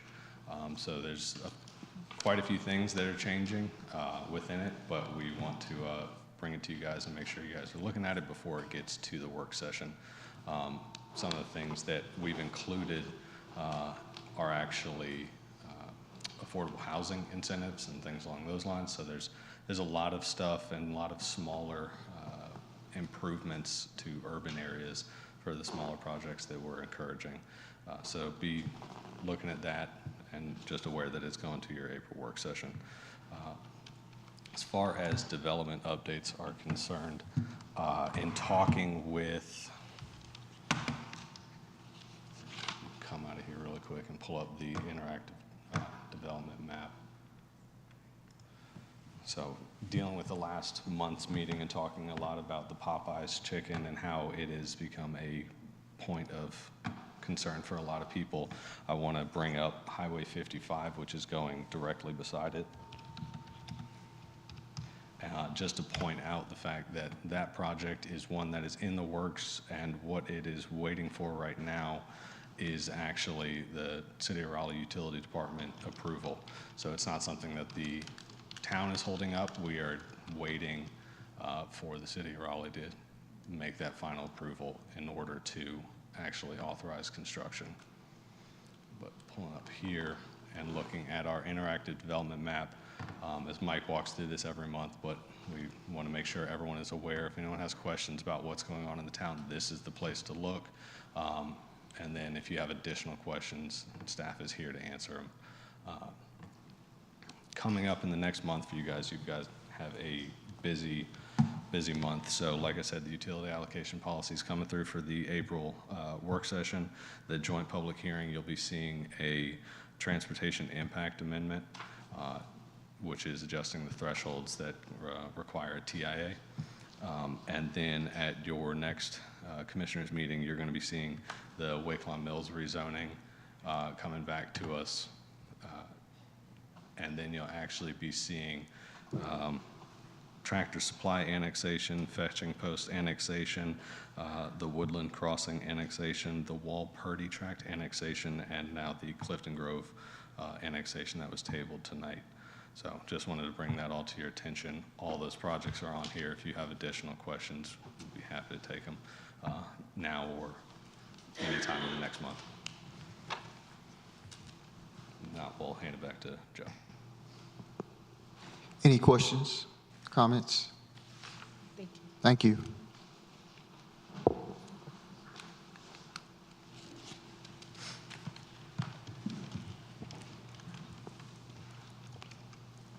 Now for the HR update. All right, I'm just going to present from over here. Currently, we have 4 positions open. We have 1 full-time position, which is the Planner 2 position that was vacated by Aaron Chalker. We have 1 seasonal mowing position in the Public Works Department. We have part-time instructor and part-time recreation aide. Both are in the Parks and Recreation Department. The Planner 2 position closes on April 16th. All of these positions can be found on the website.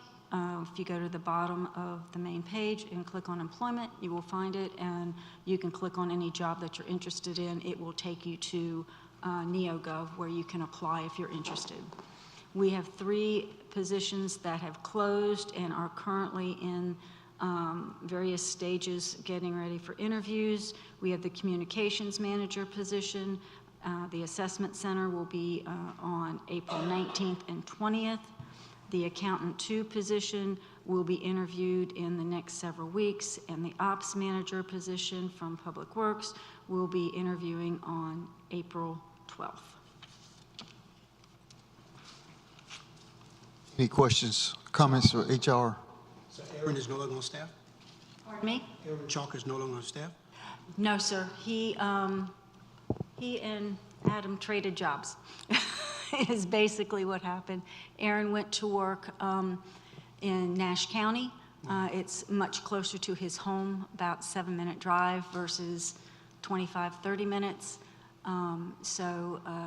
He chose to be a little bit closer to home and closer to his family as they're expecting another child and have just moved into a new home. Wow.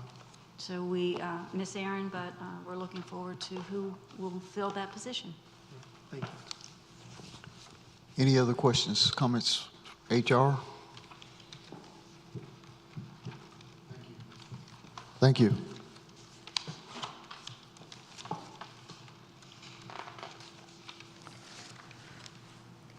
April 20th work session. So just a quick preview. So the board will hear the final of their quarterly reports, which is the preview of the FY24 budget, including the requested budgets from administration, which includes HR, town manager's office and finance, economic development, and police.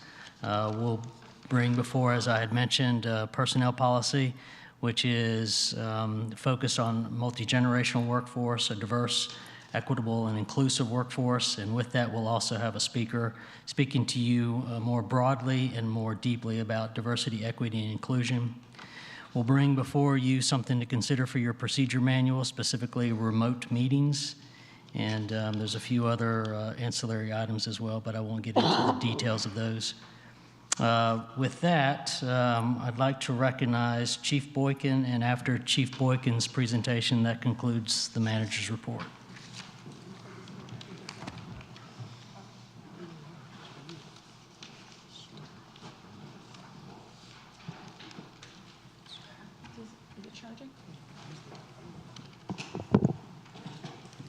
Good evening. Good evening.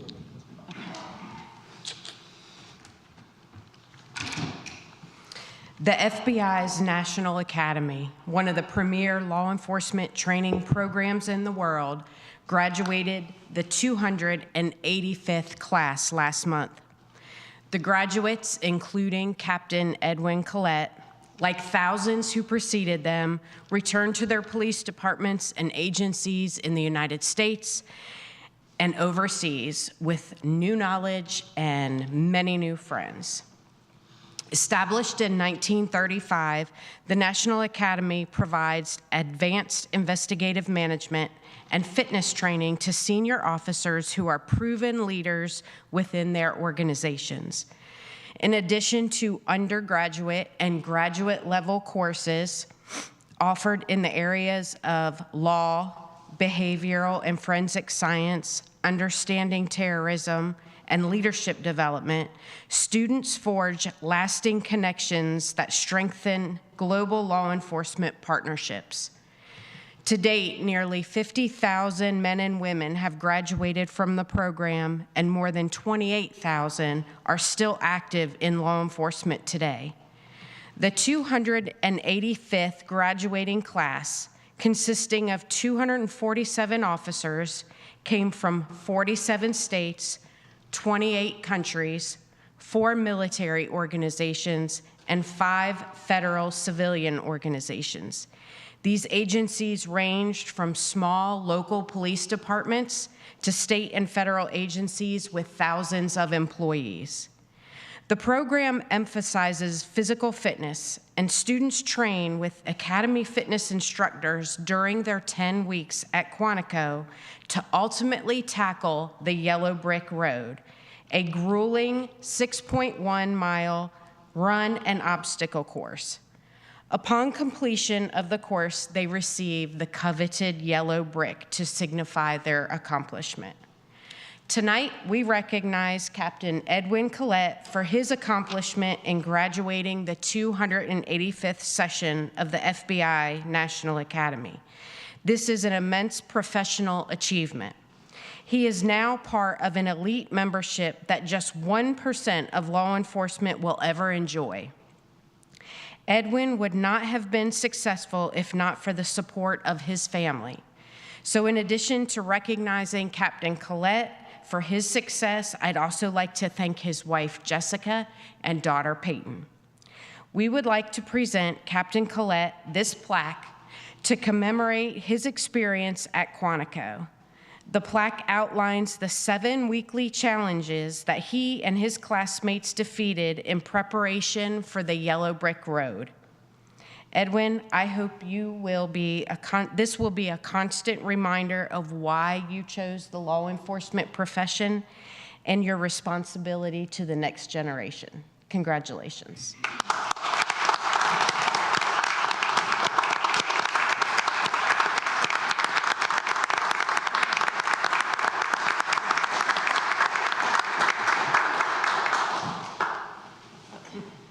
I'd like to personally thank Chief Boykin for her support and encouragement in my attendance at the FBI National Academy. It was a truly amazing experience, and I'm honored to have represented the town of Zebulon and the state of North Carolina in the 285th session. Thank you, Chief.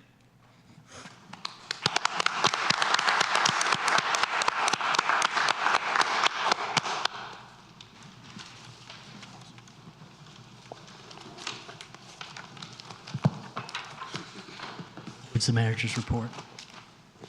I'm considering a recess prior to the closed session, or go into closed session to Last time we recessed and then went straight into it. We recessed and then. It would be easier to go ahead and make a motion for closed session and then recess. That way, the room can clear out. Okay.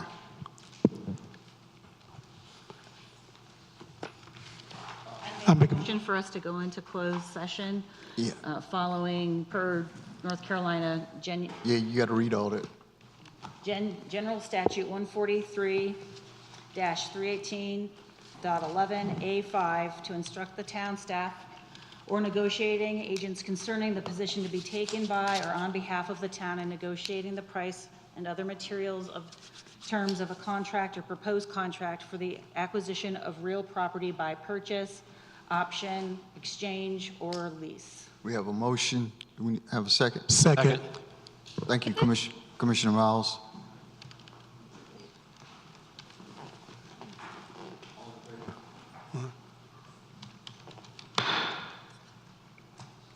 And we were in close, but we want to take a 10-minute recess.